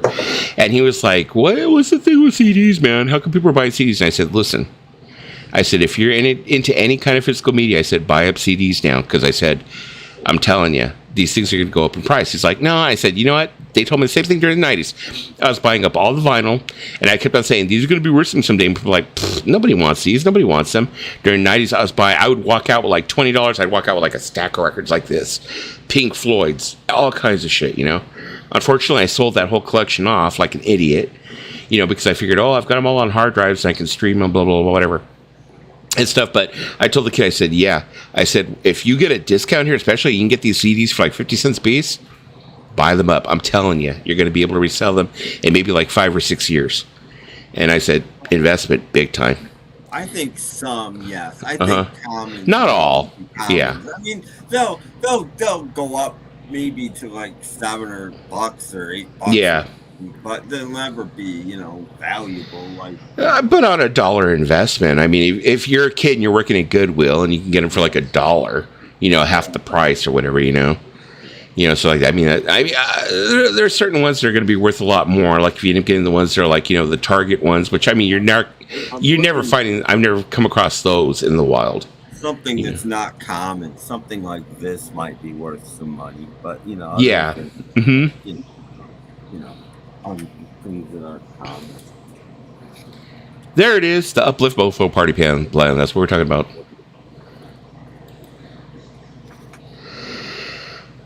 Let me see. Fox Guy said he filmed at the top of my street a couple of months ago when they were filming Good Burger 2. Oh, okay. Good Burger 2. So you live there, yeah. Yeah, Matthew Street filmed some Good Burger 2 stuff. Did that come out already? I don't know if it came out yet, but how are you going to top the original? Welcome to Good Burger. Can I take your order? It's going to be a while until it comes out, until the strike is over. And yeah. Right now, everything's being held up. yeah. Everything. Where'd Lisa go? She went to go poop. You don't need writers. I don't know whether we're just AI. You just do AI for To answer an earlier question, Fox Guy, Dave Hotfrog sent these us, and yes, last year for Christmas. Yeah, but my nose got broken off. Mm-hmm. So now the thing is, he's got ears instead now. I specifically had told the kid's mother, because she puts all the decorations away every year. I told her, leave, the snowman out, because we pull it out every so often. And she thought, oh, is this like that Partridge Family thing? I was like, yeah, we pull them out, leave it out. And she thought, so I don't understand. I was like, yeah, it's not for you to understand. Just leave it out. You can't mention it. You can't say it. And me without my Partridge Family. See how I am? I got caught without it. But yeah, You know, she's like, is this like that Partridge Family thing? I said, it's exactly like the Partridge Family thing. Just leave it out. Leave it out. Leave it alone. She put it away. And now it's like in store. Now I'm going to have to go dig it out because now that I'm going to start streaming regularly, I'm like, I need to pull it out again. So certain things have to be here by. I told you guys, it's spread beyond us. Oh, yeah. I see people that have no idea who I am that are talking about Partridge Family and Partridge Family and stuff. And I'm like, I did that. Even Davey Strange. I mean, I don't think I'm on his radar. I'm popular enough for him to be watching, but Lisa's here, and I think he is fond of Lisa. But Davey Strange Name even did a video on the Partridge Family, and I was kind of like, I wasn't too happy about it, but well, his opinion is his opinion, whatever. Yeah, Material Issues. One of the two hosts of Material Issues showed up one day wearing a Partridge Family shirt. I'm like, oh, there it goes. What the hell, man? Let's see. Vinyl Kick said, in the future, to come to the thrift stores will be filled with that Barbie soundtrack. I don't think not this one. Quite as many as the Adele album, but Adele's gonna be like lining freaking like thrift stores forever. Yeah. Barbie soundtrack. I mean, I don't know what. I'm surprised like Big Lots and places like that haven't gotten it. It's kind of price because give it time. Give it time. I mean, you go to Target and they're like the bottom shelf is all full of Adele's, and they're trying to sell them for like $10 a piece. A couple months ago, it was heavily discounted. It was I think under $10, and it's just sitting there. Let me see. Thank you, Paulina. I was wondering what was up. Okay, I'm kind of like, Oh, no, it's about the snowman. Oh, okay, there you go. DJ Trish said, how's Hot Frog? I always miss his... he's doing good. He's on James's stream every Sunday at 9 a.m. Every Sunday at 9 a.m., Sir James, Winston, Ono, Lennon, I don't know the rest of it, I'm sorry. He does a stream every Sunday morning at 9 a.m., and Dave is his wingman. They're on there every week. Great stream. Go ahead and check it out, Sunday mornings, 9 a.m. I think Hop Frog is doing his stream period. He does it like sporadically. He might end up doing one, but they're usually late at night. Yeah, he did. He did one a couple weeks ago, and they did another one that was short, and I just tuned in for a second. I didn't even say hello. I decided I wasn't.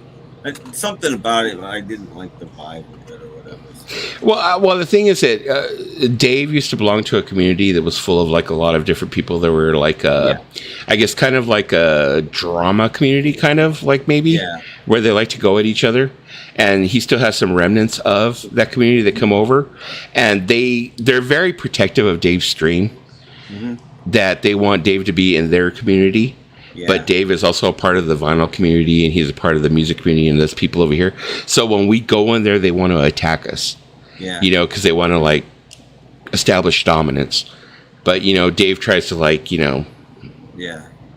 the go-between and stuff like that. So I think that's what it does. You kind of like have to have a thicker skin and be more combative. But the thing is, I don't want to be combative on his stream with other people. Yeah, no, I don't want to be combative on anybody's stream. Yeah, exactly. It's kind of like... I was in Psycho Platter's stream the other day, and I got attacked by you could guess who. And I wonder. I just typed in one line. I just typed in, "That's okay, I'm gonna leave," and I left. The thing is, I don't need this crap. I don't need it, and so I left, and I felt bad for Paul. But I don't know if I'm even ever going to go back now. I'm just, Paul needs to take care of things, and if he doesn't, then he's going to suffer the consequences. The thing is that most of the people that were considered trolls by the other community, or the other echelons of the community, those people have actually redeemed themselves, and it's like I've kind of like gotten to understand them. Like if you respect them, they'll respect you back. But he's one of those people where it's just like he never learns. He doesn't know how to like, be like, get along with other people. It's like he'll turn around and take 2 steps forward, and then he'll like take 3 steps back. And you'd be like, and then fuck, he I was always giving you a said chance, he was guy. just joking afterwards. Doc was in that stream, and apparently Yeah. Doc saw the whole thing and told me what happened after I left, because Yeah. Doc didn't believe me that I really left. As soon as I typed in I'm gonna leave, I hit the button and left. I'm like, I'm not sticking around for this. It's pissing me off. But all I did, this is what I did. This is what offended him. The chat was talking about baseball. Paul wasn't talking about baseball, and Paul held up something about Doctor Who, and was talking about Doctor Who. So I put in a comment about Doctor Who, and I get this comment: "We're talking about baseball, Tim, not Doctor Who." And I just said, "That's okay. I'm leaving anyway." I've had the same thing happen to me. I'll just leave. And I did, and and I'm like, Paul, the host of the show, was talking about Doctor Who. I think I was in, I think it was Ricefield Records stream. I had gone into one of his streams and I was like, chatting or whatever. And I forgot what it was I had said. It was nothing, whatever, And it was, I wouldn't say it was a full-on attack, but it was kind of like, a snarky remark about me being in there. And I kind of like turned around, I was like, whatever, dude, you're not going to fucking chase me away. I'm going to fucking, like, in other words, like I was in the wrong chat or the wrong, I'm like, dude, I'm not going nowhere. I'll fucking kick it where I want to fucking kick it. It's like, I like Ricefield. I like his, his co-host or whatever. And I'm going to stay here. And what are you going to do? Type thing. Deal with it. I mean, I don't comment in most of the streams I go. Like when I'm bored, like late on a Friday night, and Slat Ham's doing his all night thing. I fucking love those streams. I love those streams. I'll watch that. I rarely comment. But they always got a couple moderators to keep things copacetic, and that's what you need. The people that do it without moderators are just fools, really, in my opinion. Yep. Welcome to the lovely Kimba. You don't need to have 100 of them, but you should have a couple. Hello, Kimba. Lovely Kimba is here. Hello, Kimba. Let me Fox Guy 6. Yeah, exactly. What happened was it's kind of like a drama club, I guess. Yeah. A couple of people. Talking about drama club we're talking about over on Hop Frog. But like I said, Hop Frog used to belong to that community, and he tried to like pull away from that community and stuff like that because he's discovered a whole new life over here, on the other side and stuff like that. And I don't think he was really that type of person anyway. I mean, the Hop Frogs, him and his wife are just like such good people. Yeah. Such good people. It's just, I just don't need the crap, I don't need to watch live streams. I'll go watch ghost videos or whatever that I'm watching. Well, the only reason why I decided to come back is because I was mentioning, I think before you even got here, before you and Paulina got here, I was talking with Lisa about it, is I was starting to notice that with the vinyl community, which, a lot of people would attack me for saying I'm not a part of, or whatever, because, there's people that say, hey, me, I'm not a part of, blah, blah, blah. People get upset about it, but it's like, it's becoming more of like an elitist group. And I was saying, commenting on that. I don't. You might have missed a lot of my comments, but I had a lot to say on that in the comments, actually. Yeah. That's when I said, Lisa was doing exactly what they were doing. That was my joke. No, I know. What you should be listening to. They all have the same records, and this is record you need to have in your collection. It was just a suggestion, I guess, on my part. Yeah, I don't need to have it in my collection. Paulina. Paulina. My thing is that I kind of gravitate more towards the channels that are more, I think, like I don't know, maybe it's kind of shitty to say on my level, but like that I feel I relate more to, like Doc Dawkins, like when he talks about 29 Cent Bargoons, he talks about this. I get excited about shit like that. I like seeing that stuff. Like when somebody finds something like dirt cheap, I enjoy that. My most popular videos, besides my making a record out of glue, every other video has been all my most watched videos are my thrift store finds. Always. Exactly. It's like, it seems like it's getting just way too, like, people are way too involved in, the UHQR of this and the this and the that and this, But the other thing, I think a lot of people actually do want to expand what they listen to, but they don't Mm-hmm. know. So they watch somebody like me, and I show, which Enoch Light record to buy and which Enoch Light record not to buy, and Uh which huh. Frank not, and I go, listen, okay, I bought this, and this is why. They had other ones, but this is the one, and Mm-hmm. that's, I think people maybe in a closeted sort of way, but I think a lot of people actually do want to know this stuff. Yeah, it's like I'm kind of like I didn't, like here's what happened. The reason why I left live streaming for so long is because I couldn't find what my niche was, and I was kind of like going, I was observing for months. I mean, Lisa can attest to it because I talk to her all the time. I was kind of like going, well, where would we fit in at? I'm like, I don't see where we fit in anymore. Exactly. You don't have to fit in. Just you don't have to fit in. Exactly. I always think the fewer the people, especially doing this. Uh-huh. I'm spinning records I want people to watch because I'm timing. But if we're doing this, I think the fewer people watching, the better. To be honest. I mean, people watching. You don't want to attract attention, so yeah. Exactly.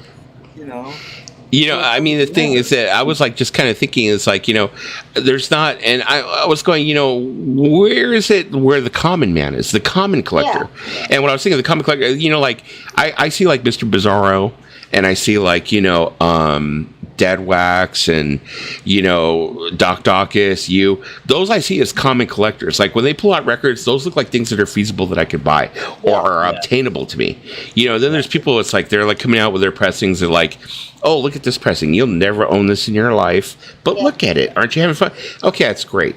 But the thing is that like, just because you have that pressing that I'll never own in my lifetime doesn't mean you should insult the pressing that I bought at Walmart that I enjoy. Exactly. It's like I have a copy of this album that I got from Walmart. I spin it. It sounds great. I play it on my $400 or $500 turntable, which isn't, I'm sorry, $3,000-$4,000, maybe upwards of $70,000, and I enjoy it. But you shouldn't shame me because of that. Exactly. And I'm seeing a lot of that shaming going on. Yeah. I don't care. I think when it comes to I know, but what I'm saying is there's just not a place for people like that to congregate, it seems like. It's like, and I was starting to notice that was one of the things I was trying to do, like when I was like being on most of these like live streams, that if I went over to those live streams, I was trying to fit in, and it was just kind of like, I'm not going to fit in. I'm not with these people. If you think about it, men don't really, men get shaming, but I think women in the vinyl community, we get more shaming. Because they think, oh, these women don't know about records, or they don't know they should leave it to the men. I never would. Themselves, like the men all either have to be heavy metal fans, good night, Zeb, jazz fans. That's about it. They can't. Nobody in the vinyl community is admitting that they have 5 Carpenters records in their collection. Nope. I'm sure they do, but that's the problem. It's all this whole macho bullshit thing. Mm-hmm. Which is why I started showing the Partridge Family in the first place. Let's get real here. This kind of stuff exists, and it's actually good. Admit it. Yeah, there was a lot of record shaming going on. I was noticing a lot of record shaming, and that's why I love I love the fact that love what you love, listen to it. Mm-hmm. Cares if nobody else loves it.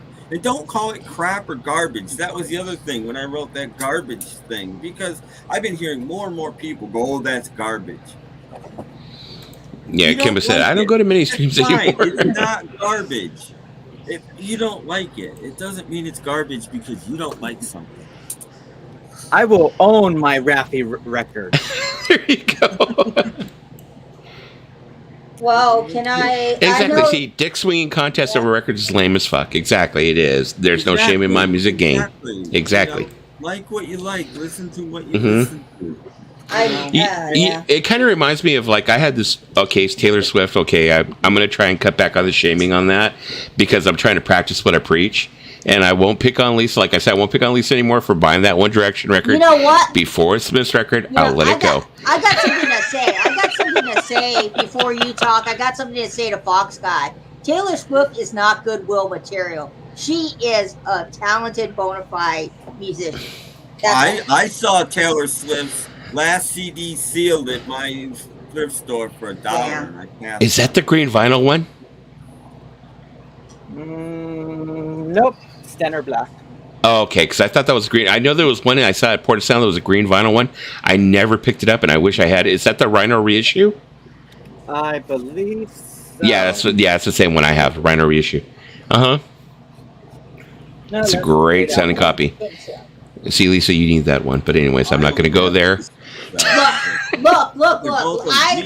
If you buy me that album for Christmas, I will play that album, and then we can shut up about the Smiths. And But that defeats the purpose. I think one of the Smiths albums I found at a thrift store. But then I think you're gonna have to do that, Dusty. Nice. I know it defeats the purpose, but then you'll be like, oh, she finally has a record in her collection of the Smith, and we'll never hear about it again. Yeah, but that was just one of the things I was starting to notice. I was like going, I think that was one of the things about our streams when we used to do the nightly streams, is that we were on after everybody else was off, and they'd all gone and did their bullshit all day.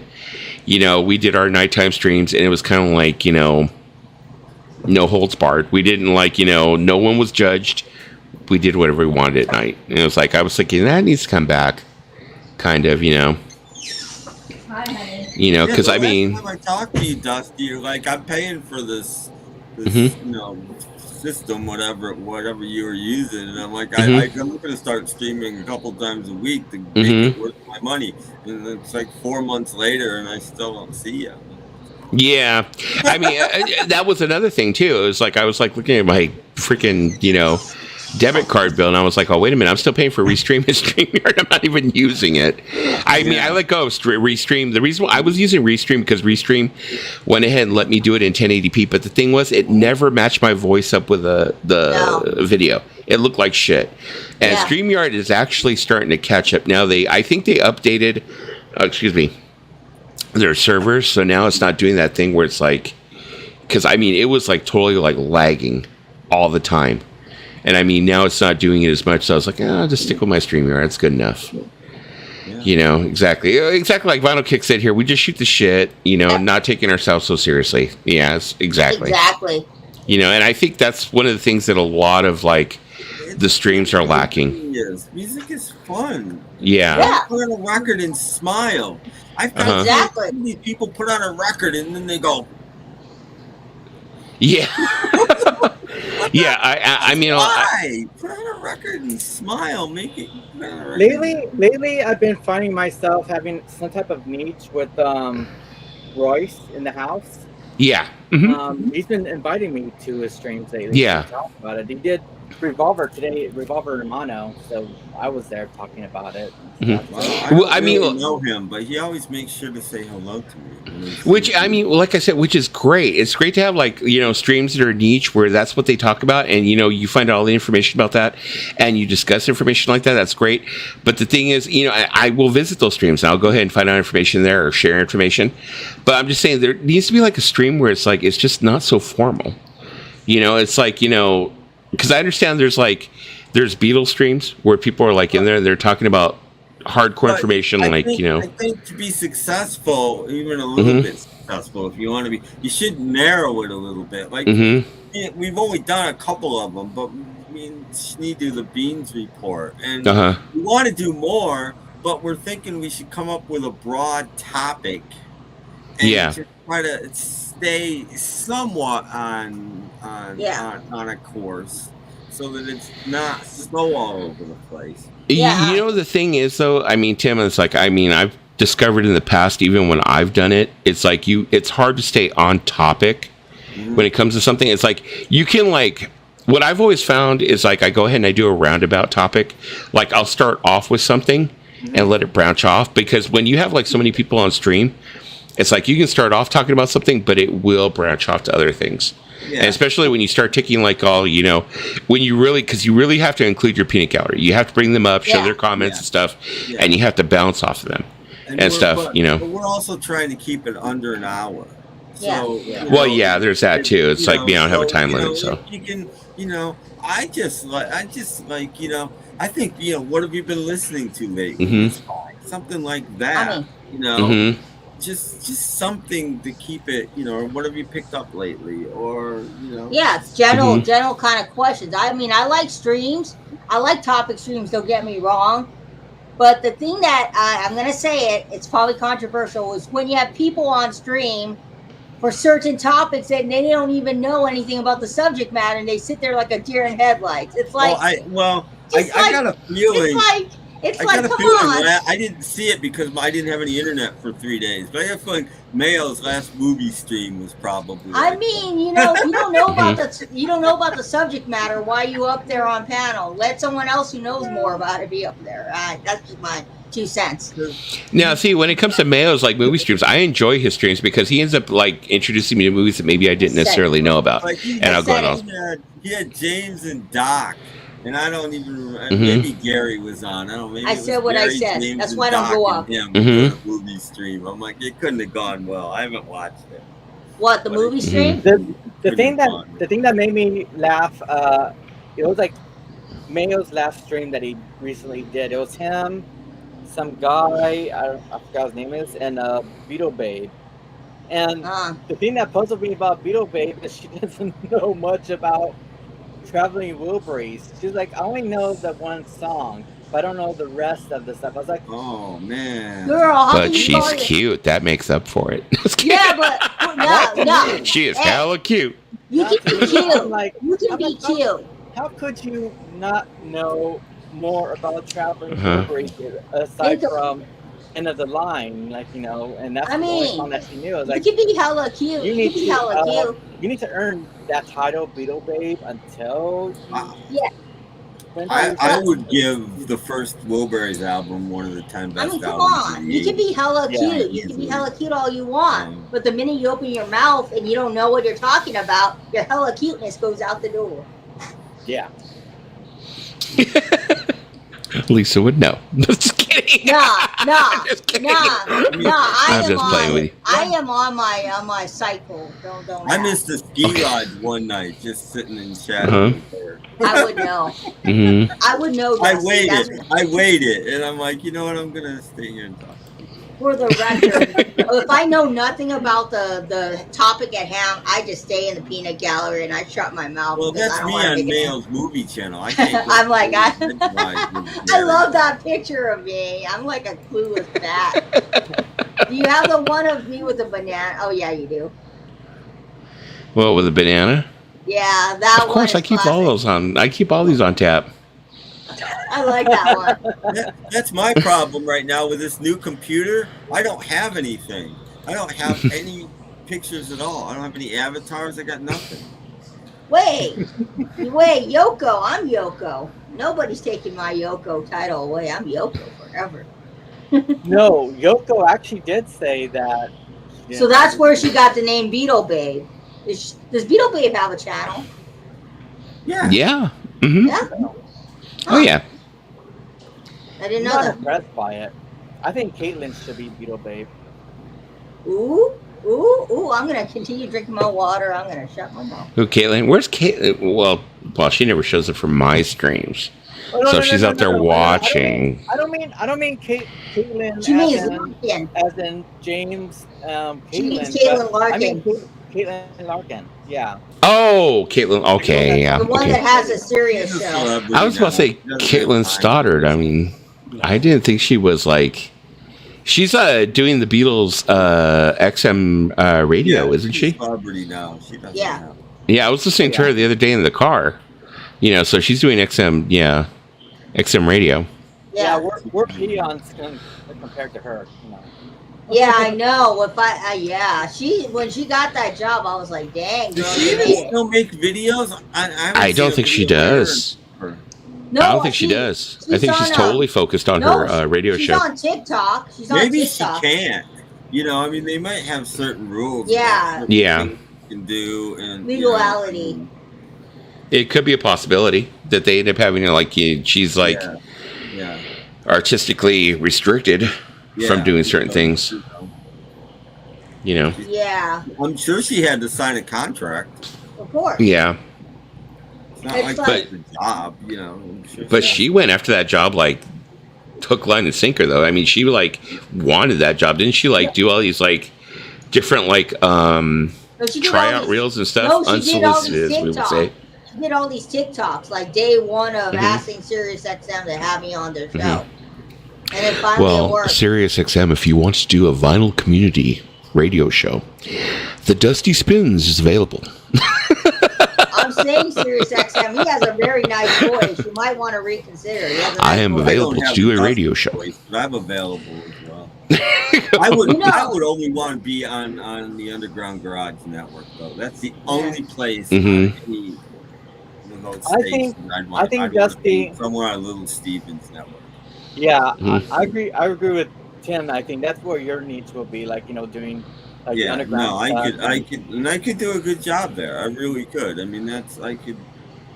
Dusty could do sort of like the '80s stuff, like Mode and Smiths and all that kind. New Order, yeah. I am pretty knowledgeable. I'm very knowledgeable, I think, when it comes to those bands. It's just that, like, it seems like with most of the vinyl community, it seems like they're not really interested in talking about those bands yet. Maybe in the next, like, 10 years, maybe 15 years, it'll change. People will talk more about those bands. I mean, Depeche Mode is starting to come more in its own. I mean, in their own. I think they're starting to talk about them more now than they did maybe about, like, 5 years ago. And I think it's going to, like, fall in line for the rest of those 80s bands.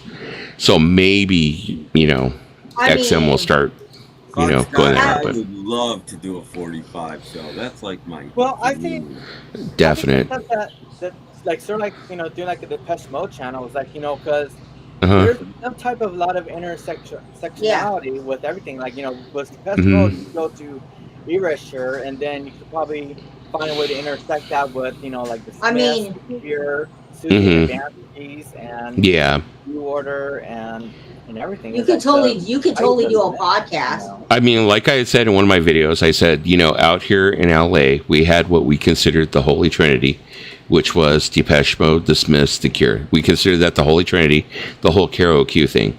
So yeah, I mean, I think there would be a market for it out here, and I think Southern California would have to be a big market because, I mean, if you look at other like things like NFL and MLB baseball, they always say Southern California big market for those things, and I think it would be the same thing for that. It would be like, but then again, I would have to have Lisa on there and be like, I'm doing my smooth voice. Hello, this is Dusty Spins on there, and then Lisa be like, hi, Lisa. No. I think you should do a podcast. I really think that you have a good voice that you can do a podcast. I don't know why you don't do a podcast. Yeah, I've thought about it. Like, it's funny because I have like a couple of friends. Like I have my friend Caesar, and I have my friend Lewis, and they have decent voices also. And because when I went to radio broadcasting school, I went to a radio broadcasting school here in Huntington Beach, California, and they went there also. Yeah. And it's like a lot of us almost got picked up for other radio stations and stuff like that at the time. When I was there, I was doing this show, which we used to do. It's like we used to end up having like where we would have to do a weekly show and we'd have to turn into the instructor. And we did this thing called the Dirty Bird Show. And we had this guy who actually turned around and became the King of Mexico on karaoke. So everyone that I worked with actually turned around and went on to K-Rock and stuff like that. Now, I probably could have got a job at K-Rock, but the thing is that Kevin and Bean at that time were just looking for a fat guy to make fun of. Yeah. Which means they wanted me, they wanted someone who would go out in the, streets and be made fun of for being, basically. And I was like, I did not have the attitude where I'd be able to handle it, especially when I was like in my 20s. There's no way I'd be able to do that. I would have been like, I would have socked someone. It would have happened, like that. Yeah, so I mean, I had a lot of friends. Like I was friends with, the Booger Man. He was on in the evenings. I was friends with a lot of people from karaoke, so I could have gotten there pretty easily. But the thing is, that was it was kind of limited what they had. That was like their whole thing. They're like, oh, fat Mexican guy. We're going to make fun of you. You're going to go on Kevin and Bean, and you're going to be doing this and doing that. You're going to try and pick on chicks, and they're going to make fun of you, and they're going to do this, and they're going to do that. It wasn't worth it, No. I was never going to get taken seriously. Never. So that's the reason why I didn't go into radio, and I turned around. I went to promotions, You know, like my friend Dewey was in here earlier. You guys saw him, my friend Dewey. Yeah. Me and my friend Dewey went into promotions. We were doing promotions for clubs. We worked for K-Rock. We worked for Retro Blade. We did all that different stuff and stuff. But yeah, being on the radio was just not something that was going to happen because it's like they just saw a fat guy they could make fun of. Yeah. Unfortunately. You I know? used to want to be on the radio, even though I don't know the voice. I haven't wanted to be on. I would be on satellite radio. I would never do terrestrial radio at this point. And it's been 15 years probably since I would have, even if somebody had said, unless it was some really local guy with a lot of money that wanted to start a radio station for kicks and wanted to, just play good music and screw everybody else. And okay, I would do that. Other than that, I'm not interested in getting. Yeah, and you have to think at the time that I was working for KROQ, it went into we went from it was early 90s, we went to the mid 90s, and we had there was Jimmy the Sports Guy, which is now fucking Jimmy Kimmel. Yeah. We had Jimmy the Sports Guy. We had fucking Carson Daly. Carson Daly was where he used to go to fucking Gecko's in Huntington Beach, the same place I'd go and hand out bumper stickers and shit. He'd be out there handing out tickets and shit, just trying to get noticed. And these guys became big fucking people. And it's funny because now my daughter and my kids, they end up seeing pictures of me with these people. They're like, oh my God, you knew them? And yeah, they were nobodies, in the 90s. Now they're big. But there was no room for me to become anybody at karaoke because I was a big fat guy who they just wanted to make fun of. Yeah. Even though I had a voice, it's no one was going to take me seriously. I wonder if that Academy of Broadcasting still is in Huntington Beach, if anyone could look it up online. I don't know if it's still there, but they used to have this thing that was called the Wall of Fame of all these people that got hired, and I think one of the things that made me stand out was that I have the gift of gab. I can bullshit. I can turn around and be like, blah, blah, blah, blah, blah, blah, blah, blah, blah, and one time I think the system went down because we were on carts. I'm talking they would stick music on carts and we put the carts in and the cart machine went down in mid broadcast and I just sat there and I talked. And they were like, that's fucking cool. That is something that radio stations are looking for, is that, you didn't let it go dead air. You went ahead and talked. Good night, Trish. Good night, Trish. I used to know this guy, Brother Mike, who was doing DJing. I forget what station it was in Buffalo, late at night. Yeah. And he had hardly anybody listen. He could play whatever he wanted. And then that station got taken over by... what was it that was around in the 90s that played forget new age music? It was one of those sorts of things. Oh, is it the Wave? Wind or something? I forget. The Wave? The Wave. 94.7 The Wave. But they kept him. He never said a word. He would be on, and literally all jazz. Minimal requirement was every 3 hours. Don't you do that now. Every hour you're supposed to change the Hotel 6 commercial. And every 3 hours, he was supposed to change the local DJ voice so that it matched the national DJ voice. And that was literally all he did. And he brought me there one night. We actually went to a club for a couple hours while it was working. But he brought me there. And it was fascinating because because they were so national and so big, even though everything emanated from something else, they still had mixers with CD players, and they still had a functioning turntable hooked up in case all of this stuff went down. And I guess that was his job, really. And he also had to shovel the satellite when it got too much snow on it. It was snowing that night. We actually went on the roof and shoveled the satellite while we were there. But yeah, he actually had 2 CD players and a turntable in case it went down. That he would take over and play whatever. They had records and CDs and stuff. It was interesting. The only radio station I'd ever been in, and it was really nice. I was impressed by how nice it was.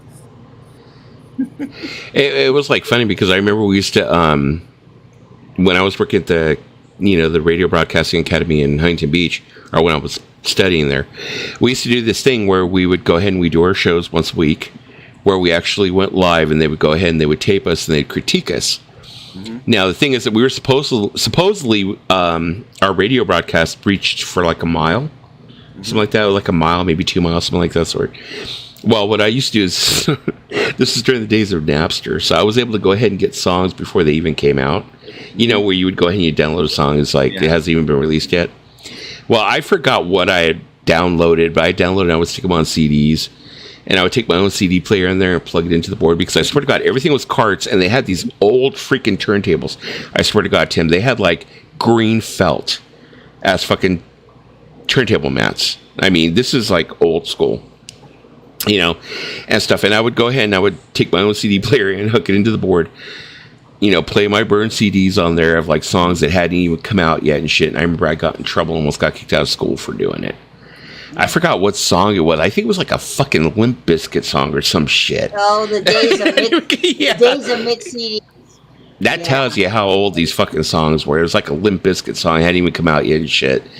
And I played it, and they were like, "Oh no, that's horrible. You're not supposed to." And the excuse that the director had given me was, "Well, no, because we have to teach you that here. Because if you get a job out there and you do that shit, you're going to get in trouble. So we're trying to stop you from doing that here before you go out there and do it." And I was like, "Okay." They're like, "You can't do whatever the hell you want." So basically, You you're know. doing it for the nookie. Oh. And now YouTube is doing it to me. We in high school. There was a high school radio station, and me and my brother and a couple of friends. It was mainly those two guys. Me and my brother would mainly write and do sound effects. And once in a while, we'd come out and do a character or something. We were supposed to do an hour-long radio show, and it went over cable. If you had your stereo hooked up to cable, which is how you got stereo MTV and stuff, you could pick up our station. That was the only way to pick it up. Yeah. You'd have an FM simulator. And one day they like, "We got a new piece of equipment," and we looked. You were supposed to put your shows on cassettes, like you use a 120 and you can do an hour-long show. They got in an 8-track player. Ooh. we got the bright idea. We got the bright idea of doing a 90-minute show on 8-track, and it would play all night. So we would do that, but we didn't do this for like more than 4 weeks before our show started sounding like this, because the 8-track would Before because the tape started to stretch, probably is what happened. We didn't do them on 8-track for very long, but we would do 90-minute shows on 8-track, and then they would just play all night. That is freaking hilarious. Yeah, but I mean, they would jump all over us if we like try to play any like new music and stuff like that. And then also they had like this strict thing where it's like they would turn around, they try to give us like this sheet of paper, and on the sheet of paper it was like something they would give you every night, and they would tell you, okay, here's how you have to follow this. You have to go ahead and you have to tell the time, the weather, every hour on the hour. You tell them the time. You had commercials, and it would say, you know, blah, blah, blah, whatever. And then you'd have to go to the script. So you'd have to pull this other, you know, clipboard out and read the script for whatever commercial it was. And they would tell you, you know, it was like very strict. And that was the other thing too, is I was kind of like, well, this isn't how I saw like radio being when I was in like a kid. I thought it was just like, you get on there and you play records and you just talk and you do whatever you want. You know, I was like, this is fucking work. Fuck this shit. What's going on? I'm like, this ain't fun. I'm like, what? I gotta do what the man says. I don't think so. You know? So that's why when I discovered like YouTube, I was like, what? I could come on here and I could play music and I could just talk. Okay, and then YouTube said, fuck you. No, you can't. YouTube was like, no. Yes, you should do it on either what Sneeda or I recommend Podomatic, but yeah. I think you should do a podcast. You have the boys because it gives people Podomatic gives people the option to download it, which people want to do, you know. So that's why you do Podomatic. Yeah, you're gonna see your thing. You're gonna be like, "Why is Lisa downloaded my podcast?" I'm like, but the only person. You'll be for a while because nobody will be listening. People will discover it.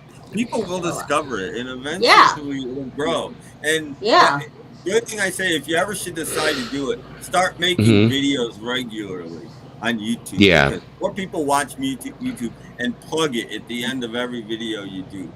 That helps as much as anything as far as getting people. You know, one of the things I was thinking about doing, I had talked to Lisa about it probably like about maybe a month ago. I was telling her that I was thinking of doing like the type of content where I wouldn't have to be on camera as much, because that's one of the problems that I have is usually there's a lot of action going on around here, you know, and I'm not able really to film as much. And I was thinking, okay, well, what if I went ahead and found a format where I was able to go ahead and do these videos where I was doing voiceovers mostly over the videos, and then I put that content out. I think and you Lisa was do like, that. I think that would be great. Are you good at editing and stuff like that? I can be, no, I've can seen be. some of his editing. He's good. Yeah. That's the kind of thing you could do. Watch that channel I told you about. Watch some Cinema Cities videos. Yeah. And you could do that kind of thing with bands. You could do like 5 to 10 minute little mini documentaries on bands, and you'd love that. That would get. You don't have to be on camera. You just do the voice work. And that's what I was thinking. This channel, Middle 8, he does that.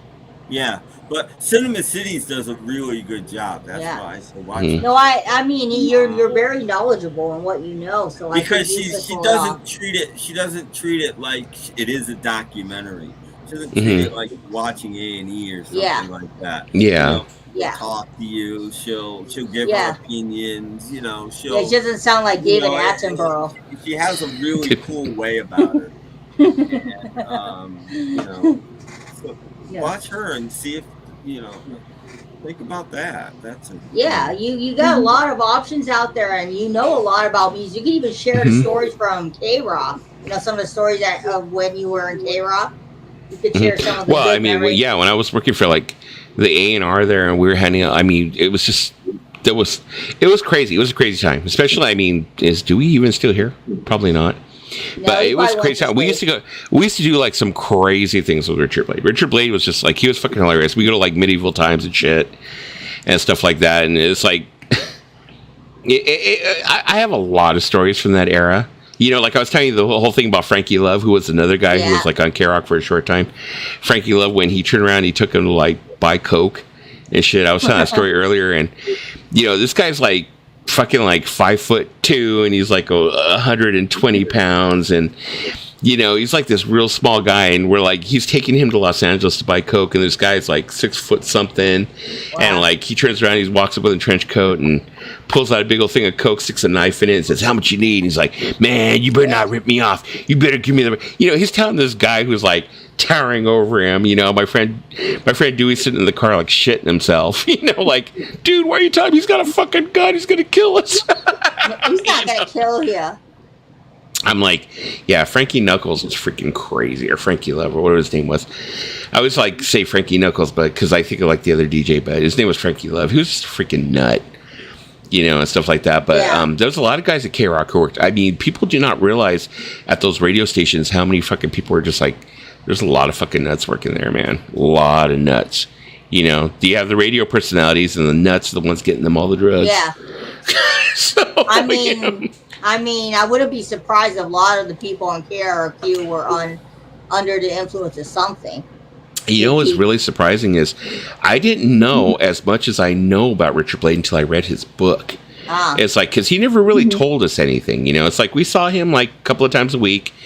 Went with him, and we'd go to medieval times, like I said, or we go to the clubs. We'd hand out like these. K-Rock used to hand out like condoms and stickers and CDs or whatever, and we toss them out or whatever, tickets, whatever the hell it may be.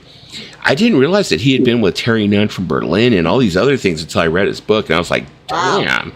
You know, I read his book and I was like, damn, you freaking led a life, bro. I wish I had known all that shit. Being a DJ, and anywhere from the mid-60s through probably the early 80s would have been, maybe even later than that, would have been like cool. Now it's not. Now it's just an awful job. There are even DJs, at least around here, that are on more than one station just to make ends meet. You know? But I mean, we used to have this guy on AM. His name was Steve Christie. This guy, I got a feeling most of the DJs, at least the AM DJs in the country, knew who this guy was.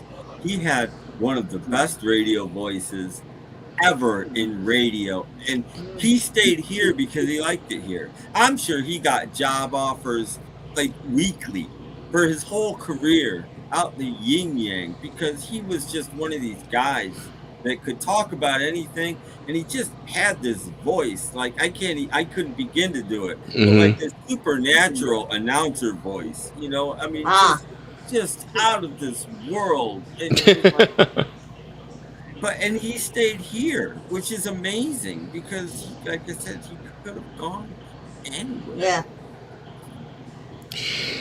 All right, you guys. Well, that is like almost hitting like almost close to 3 hours. So I'm going to go ahead and I'm going to cut it off now. We will be back tomorrow night. Like I said, I'm going to go ahead and come back every night. If I end up deciding that I'm not going to come back at night and I feel like I'm not going to do it, I'll just go ahead and I'll announce it on the community tab. But we'll be back tomorrow night at 8 p.m. I'm sorry, 8 a.m., 8 p.m. Me and Pauline are not. I was like, Yes. what are you saying? I'm on YouTube, Yeah. by the way. What I are you, didn't James? mention this. I'm sorry, what'd you say, Tim? I'm sorry, what'd you say, Tim? Well, no, I'm not. I'm actually the opposite. I don't know how to set the clock on this thing. I haven't figured it out yet. My clock says it's 4:31 tomorrow. Oh, there you go. So I guess from now on, we will be the last stream of the evening, unless we end up like otherwise noting. So we are back, people. I know I've said it before, but I think I'm going to stick with it this time. And can I ask something very quick before you leave, Dusty? Uh-huh, I want to ask sure. how you are, because I know you're having some back issues and things. I was having some problems with my sciatic nerve. It acts up every so often. What ends up happening is it just like it kills me, and it's like I can't walk. But I mean, it's fine now. I mean, usually what happens, it goes for like a week or so, and then it goes away. So luckily, it's not something that's like permanent. Problems too for a little while. Mm-hmm. Okay now. Well, It goes like it hits me in the lower back and it goes right down the butt cheek, right down the leg, and it's just like it's one of those things where it's not like extremely painful, but when you get up to walk, you're like, oh my god! Yeah. I get up to walk, and I got a hip that sometimes just doesn't want to cooperate. I mean, like, geez. I mean, there's that guy on YouTube. There's a guy on YouTube in Texas. I do the ring dinger, and it solves all your back problems. There you go. He's called I forgot his name is, but he does a ring dinger, and he cracked the back of Jack Harlow. Sweet. Yeah, it's the first spot. Anyway, So all right, people, we will be back tomorrow night. Love See you everybody at 8 all. o'clock tonight. I gotta see if I can figure out how to turn my laptop off. Talk to you guys later. Bye. Just click the blue button near your search bar. Go get I'll do that. Barbie down there. Go get Barbie over there. Just can. Get that Barbie soundtrack. Get that Barbie soundtrack.